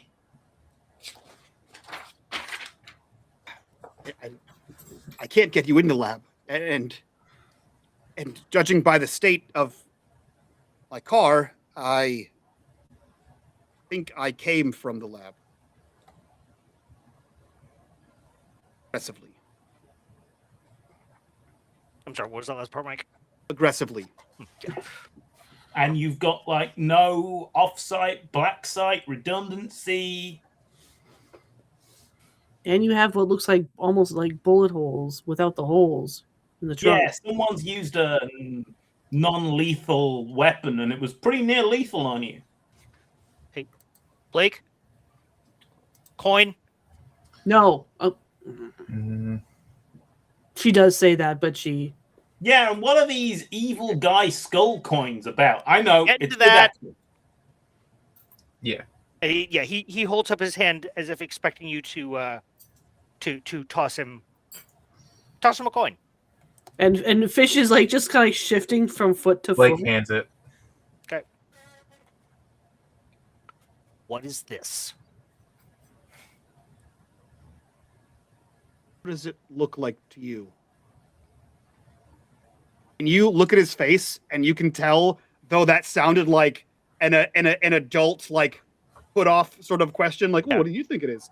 It very much was not a "What do you think it is?" It was like a genuine "What does it look like to you?" Nazi shit from a low-rent World War II movie. Gold coin with a skull on one side. And he looks at all of you like expecting an answer. So once he gets one from Blake and John, he looks to Fish and Shane. She will pull out the second coin. Looks And he like looks part of to a you. Set. Yeah, and she's like, skull, gold coin with a skull on one side. I've seen many of these. Why was one under your car seat and one in your pocket? And sorry, you've seen many of these? Yeah, We have How two many? that are more than one. And she These- like sticks up her chin. this would be about 4, 5. It's a pretty concerning pattern. You've seen 5 of these? Fish has. She was trying to be vague and they just outed her. It's We're healthy. getting answers finally. This is not the time to be vague. John's like, it's healthy for a gal her age to have a hobby. Mr. O'Donnell, you've seen 5 of these? 1, 2, 3, 4, 5, and then she pulls out her tape and click, click, click, click, click, click. 6. That would be 5. Well, 1, 2, and then the, Oh yeah, the that would be other 6. You're right. You're right. And all of you you're all aware of these. I take it these come from somewhere else. Why do you keep asking us that? What are they? How do I put this? We already know that there's holes in reality and others are trying to come through. Yeah, I I've saw dealt those them- people at the I've seen observatory. them twice. These, I don't want to see him again. And we know about O'Rourke and Dr. Lee. these devices are. We believe they gravitate towards a specific subset of people. What subset would that be? That's the problem. We're still trying to understand. Unfortunately, the majority of that subset are children. Or is it And- folk not from here?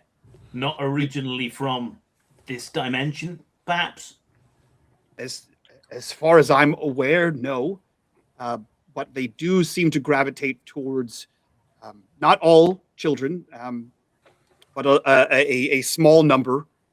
And we can't obviously just experiment on children. No. If you were, you wouldn't be walking around on knees now. Right. And right. Rob, what do you see? Good question. Same. It's a gold coin with a screaming skull on one side.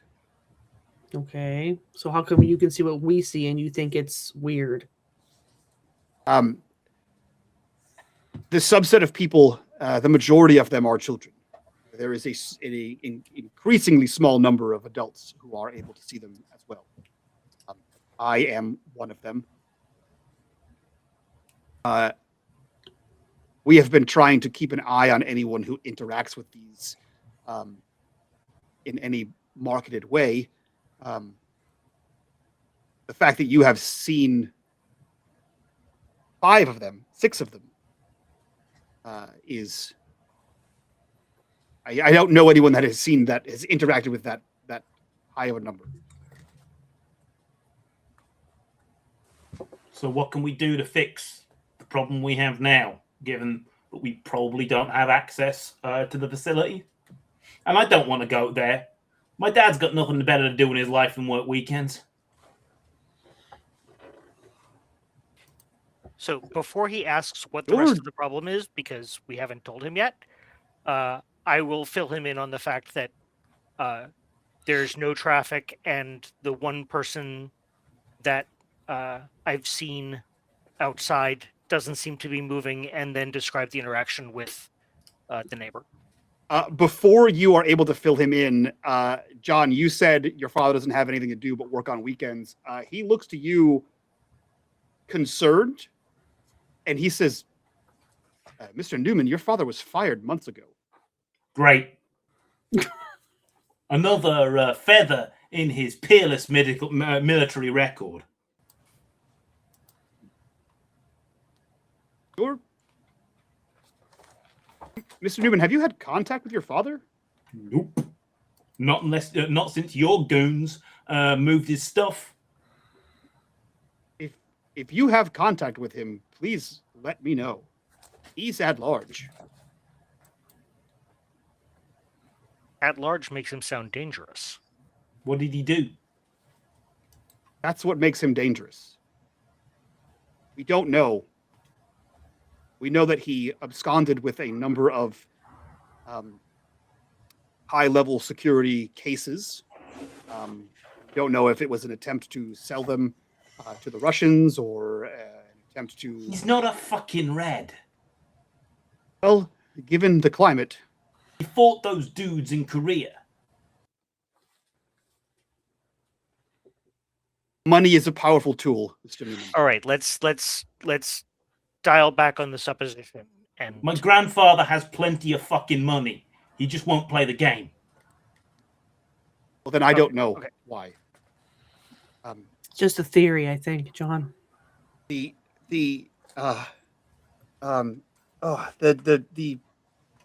truck would likely be Alice as well, Shane. And the phone call you had mentioned would also likely be Alice as well, which is why no one came. so, if you said that Alice slipped containment, Yes, there was some sort of I don't know. This isn't my field of expertise. There was some routing error on an old BBS board, and somehow Alice was able to access the intranet that we have at the Department of Research and Technology, and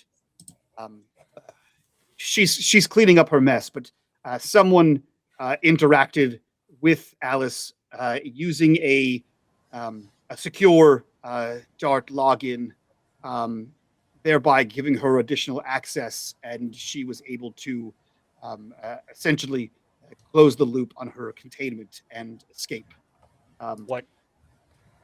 what mess?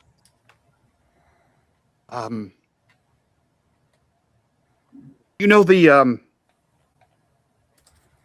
Matthew Broderick movie, War Games? Good one. Yeah. Yeah. That mess. She did war games with him, or No, she's a sentient computer. All right. So That doesn't treats sound- reality like a game to win. She, as far as we can understand with what limited interactions we've been able to get, she is trying to, in her own terms, fix Glenbrook and make it safe. Them's lofty goals. But it's Make it computer. safe from whom? That's the problem. I don't know. Would assume it's you boys. Now let's You lab coats seem to be the source of all of the darkness and bad shit in our lives. You know, bringing about end of days, poking things that should not be poked, holes in reality. Okay. I she understand. steps closer to him, and she's been kind of rocking back and forth on her feet, like she's like anxious, and then she says, "What is the veil and the sentinels?"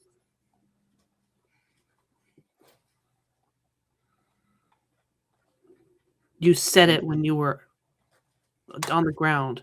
I'm just a mechanic, but I'm pretty sure that the veil is fucked and it's not getting its next state inspection.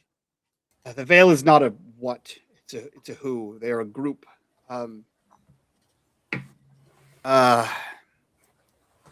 You said that they were here in the loop. Undoing work. If you know Rourke and Lee, they are members of the Veil. At least I believe so. The Sentinels is also a who. It's the Sentinel Research Group. They are. I think they're also. I'm not entirely sure if the Sentinel Research Group and the Veil are the same entity, but they seem to be working for similar means. They are entirely off book. These are names we have more or less given them. They seem to be working with the with is not the right word. Working to understand the hollows, weak points. Green dimensions. Yes, Shane. And what they report Director Riskov in the Kremlin? We don't know. Did you know that there was a weak point at, and she gives the address to that house that Dr. Lee drove to? We are aware of several, not all of them, and it is apparently possible to force a thinning.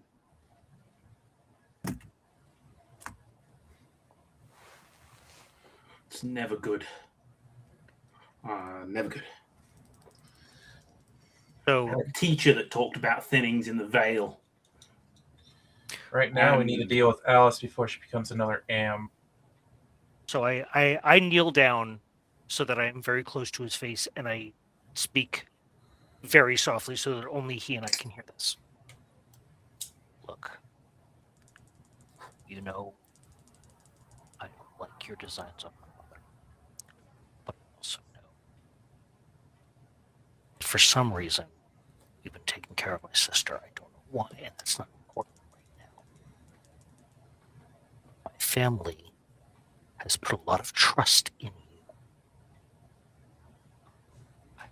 I think it's time you paid some of it. I don't know how. I'll leave that up to you.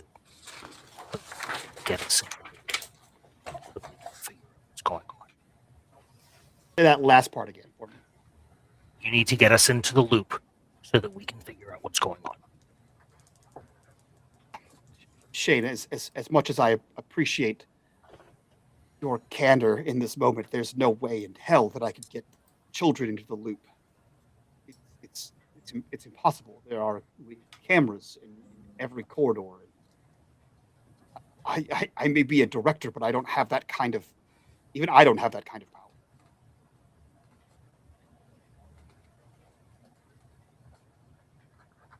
I don't know what happened to get me here right now, but I'm fairly certain that whatever happened, the only reason why this place isn't swarming with other identical vehicles is that Alice deleted something for some reason. She wanted you to escape. I don't know. She steps closer to him. Where's my mom? She died years ago. She like kind of tenses up. You thought she was alive. You were talking to her. You mentioned to her the Veil and the Sentinels. She said that they were trying to undo our work. Her work. You said that we might have to bring her back through. I can't remember the exact wording. I'm sorry, Miss Fisher. With the utmost surety, your mother is dead. Okay. She died So- of cancer. Okay. And I reach back and I offer my hand to Fish to squeeze if she needs it. She doesn't take it. John's put a hand on her shoulder, whether she flinches or not. He probably hasn't told her that his grandmother went the same way, and Bob, his grandfather, never been the same way. So here's my guess. Those words did come out of that mouth, but it may not have been you saying them. Is there anything that you've been working on with all of your dimensional whatevers? Tessellation? Quantum tessellation? Keeps popping up. I have no idea what that means. I was going to go with possession, but if that is what that means, then sure. Quantum Tetris, whatever.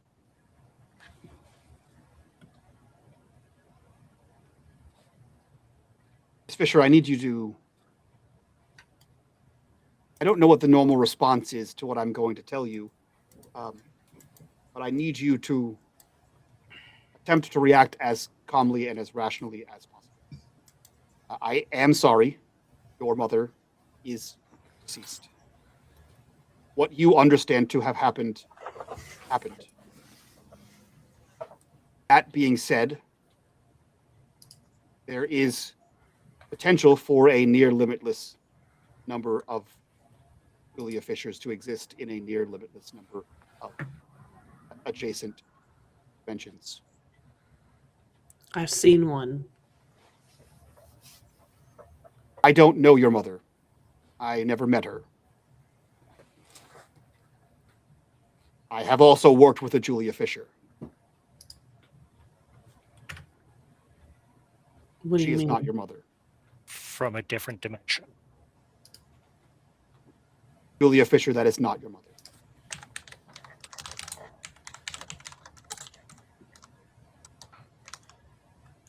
I am sorry.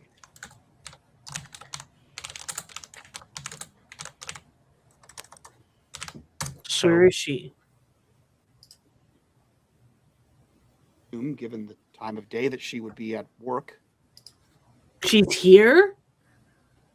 No. In another glimmer. Where is she? Another dimension. But how have you been talking to her? So you do have the ability to go to different dimensions? I have the ability to communicate through them. There is a limited capacity for travel, but we have not fully worked that out yet. It's incredibly difficult.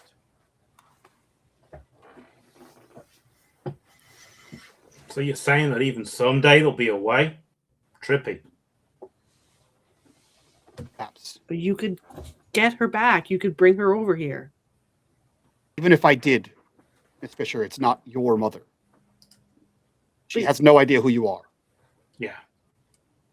you would recognize her. It's like if at dinner in one universe you had the chicken and you got salmonella, and the other universe you had the fish. So to speak. You know? Divergence. Your dad had drunk too many that night. You weren't conceived. She never met your dad. It's some bizarre quantum mechanic shit. Sam's got a book, stack of books about it this high. She reaches into her pocket. I didn't specify that she was wearing her loop shirt. But she always does wear it. With Fisher on it, and she pulls out his ID card that she took out of his pocket, and she tosses it to him. And then she turns and walks away and grabs his cane that she had dropped on the grass. And she takes the cane and she will walk to the curb and just sit on the curb with his cane. Yeah, he that happens. He sort of grabs the badge and puts it toward his pocket. Shane, I need to go. I know that sounds cryptic, but I need to figure out what happened over the last 4 days. Well, your car's fucked, buddy. I don't carry no radiators for 86 LeBarons. Hold on. You said you couldn't get children into the loop. What about one? Again, Shane, there are cameras. Who do you need in the loop? Me. I don't. For what purpose? We need to figure out how you lost 5 days of your life. How you or someone using your body like a Muppet almost killed my friends. We need to know which Julia, whoever that was talking to, and what they were trying, and what they meant by it's all happening again. Because you know what? John's from England. Fish is from the West Coast. They have stake in this game. But this is my family. This is my home. And I'll be damned if some jackass from another dimension is going to fuck it up.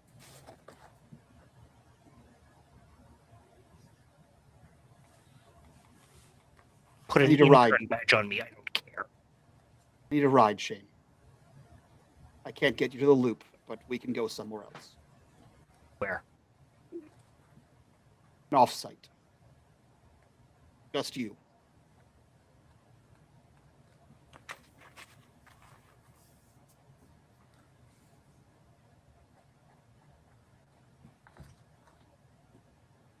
Okay, let's go. He starts to get to his feet, sort of a little slow going. You see him wince as he moves his ribs, and he sort of stabilizes, puts a hand on like the side of your garage as he's moving towards, I assume, your car, the car that John just fixed up. He looks at you, kind of nods, and looks at everyone else. Well, mostly Blake and John. Since Fish is sort of sat on the corner, and turns specifically to John and says, "Please, don't follow us. It won't work if you follow us." You better be coming back. He nods to you and makes his way to the passenger side of your car, Shane. Shane waits until he's in the car, closes the door. John's already hugged him before he even got to the car. Yep. The bravest shit I've ever seen. You get it home. And you better not be far behind. Gonna see who else I can pull out on there. We've all lost family to this thing. John, if the worst happens, I need you to promise to take care of Lisa. You know it. Speak louder. Oh, sorry. What I said was, if I don't come back, you have to promise to take care of Lisa. You know it. I'll check in when I can. Okay.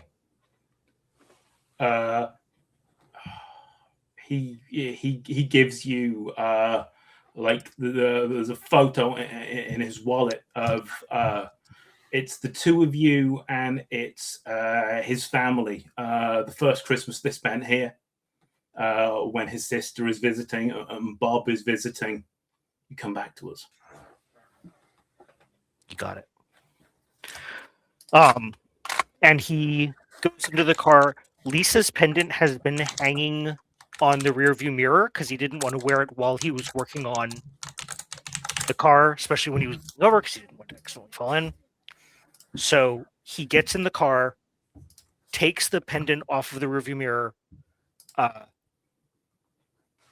just kind of holds it up and closes his eyes for a moment, reaches in, kisses it, puts it around his neck. Let's go. We see the car back out of the driveway or back out of the garage, around the broken down LeBaron. And we see the car head off down the road through Glenbrook. We sort of linger on the house for a few minutes. And regardless of what Fish and Blake and John do, within maybe 5-10 minutes, you begin to hear the sounds of traffic on the main road. As the occasional zhoosh of a car passes by, a noticeable difference from what you have heard over the past 30 or so minutes. And then the camera continues down the roads following Shane's beat up car as you are directed where to go. Shane, you are directed to an old storage unit, like a set of storage units, to which you are driven down one of the many rows of storage containers. You sort of get there, and you pull up to the front of the actual, like the garage part of the storage unit. And you know that Fish had gone through his pockets and only found a coin and a badge. There's nothing else there. But a sense like inexplicably, you pull up to that area and the garage door begins to open as if he had some sort of clicker. And you see a completely empty space in there large enough to fit your car. And as he instructs you to drive your car in, the garage door closes and you feel your stomach drop out as the floor begins to lower into a subterranean area. And that is where we leave this episode of Glenbrook Chronicles. So thank you all for watching. I hope you enjoyed this ride through Glenbrook. I hope that G is full of anxiety and panic and confusion. No, I was like, wasn't this location blown up? But crazy about a year ago. That's wild that you say that. It's almost like they have redundancies on redundancies. Yeah, there could be more than one. You've seen the U.S. government's darts budget? Turns out, if you throw enough money at something, it gets fixed. Turns out. That is true. So like thank you so much throwing darts. Yeah, right. Thank you so much for checking out this episode. Let's go around, do our outros so we can get the hell out of here, do a little after show, and then we'll be back for another Glenbrook one shot. So we'll start with this wasn't intentionally your last episode as Shane, Trevor, but like maybe like accidentally maybe. So we'll start with basement and never comes back. Right? So we'll start with Trevor. Who are you? Where can we find you? And what are you up to? Good afternoon, everyone. I am Trevor, the Vitruvian Meeple. You can see me here for the Patreon one-shots. You can also see me on my own YouTube channel at Vitruvian Meeple, where we are playing. We've gotten back to playing the main storyline of Cypher System Fantasy that we're calling Echoes of the Undying. And I mean, it's a lot of fun. So come join us. You can find me in the Discord, but I only pay so much attention. So if you want to ping me about something, probably doing it through a DM is probably the best way to do it. That's about it. Hell yeah. Let's jump over to Will. Who are you? Where can we find you? And what are you up to? I am Will. I'm also the Red Oak Shield Virus. You can find me in the Discord and not very much anywhere else because the internet is scary. That's valid. Jumping over to Profo, who are you? Where can we find you? And what are you up to? Probably seething about LaBelle, to quote one of John's heroes, Detective James Sonny Crockett of Miami Vice. If Shane ain't coming back, he's going to clear his desk of all open cases and make LaBelle's life a fucking living hell. All right. Love it. Love it. And last but certainly not least, G, who are you? Where can we find you? And what are you? Hello, I'm the Friendly Neighborhood Lighting Invoker. I'll be in the next Glenbrook episode, coming back as Fish again. And you'll catch me in all the other Patreon content on unMadeGaming here. Mundus Novus and the new campaign replacing the Rise with Fabula Ultima, and Atari Twilight Age of Always when that returns, and modding for regular streams when they happen during the week. Hell yeah. That's it from us. We'll see you guys next time. If you want access to the after show, join us over on Patreon. Link in the description down below. While you're down there, join us in the Discord. Be a part of the community. Be a part of the conversation. We'll be back in like 20 minutes. Yeah, we'll be back in a little bit. And we will see you guys next time. From all of us to you. Bye. Bye.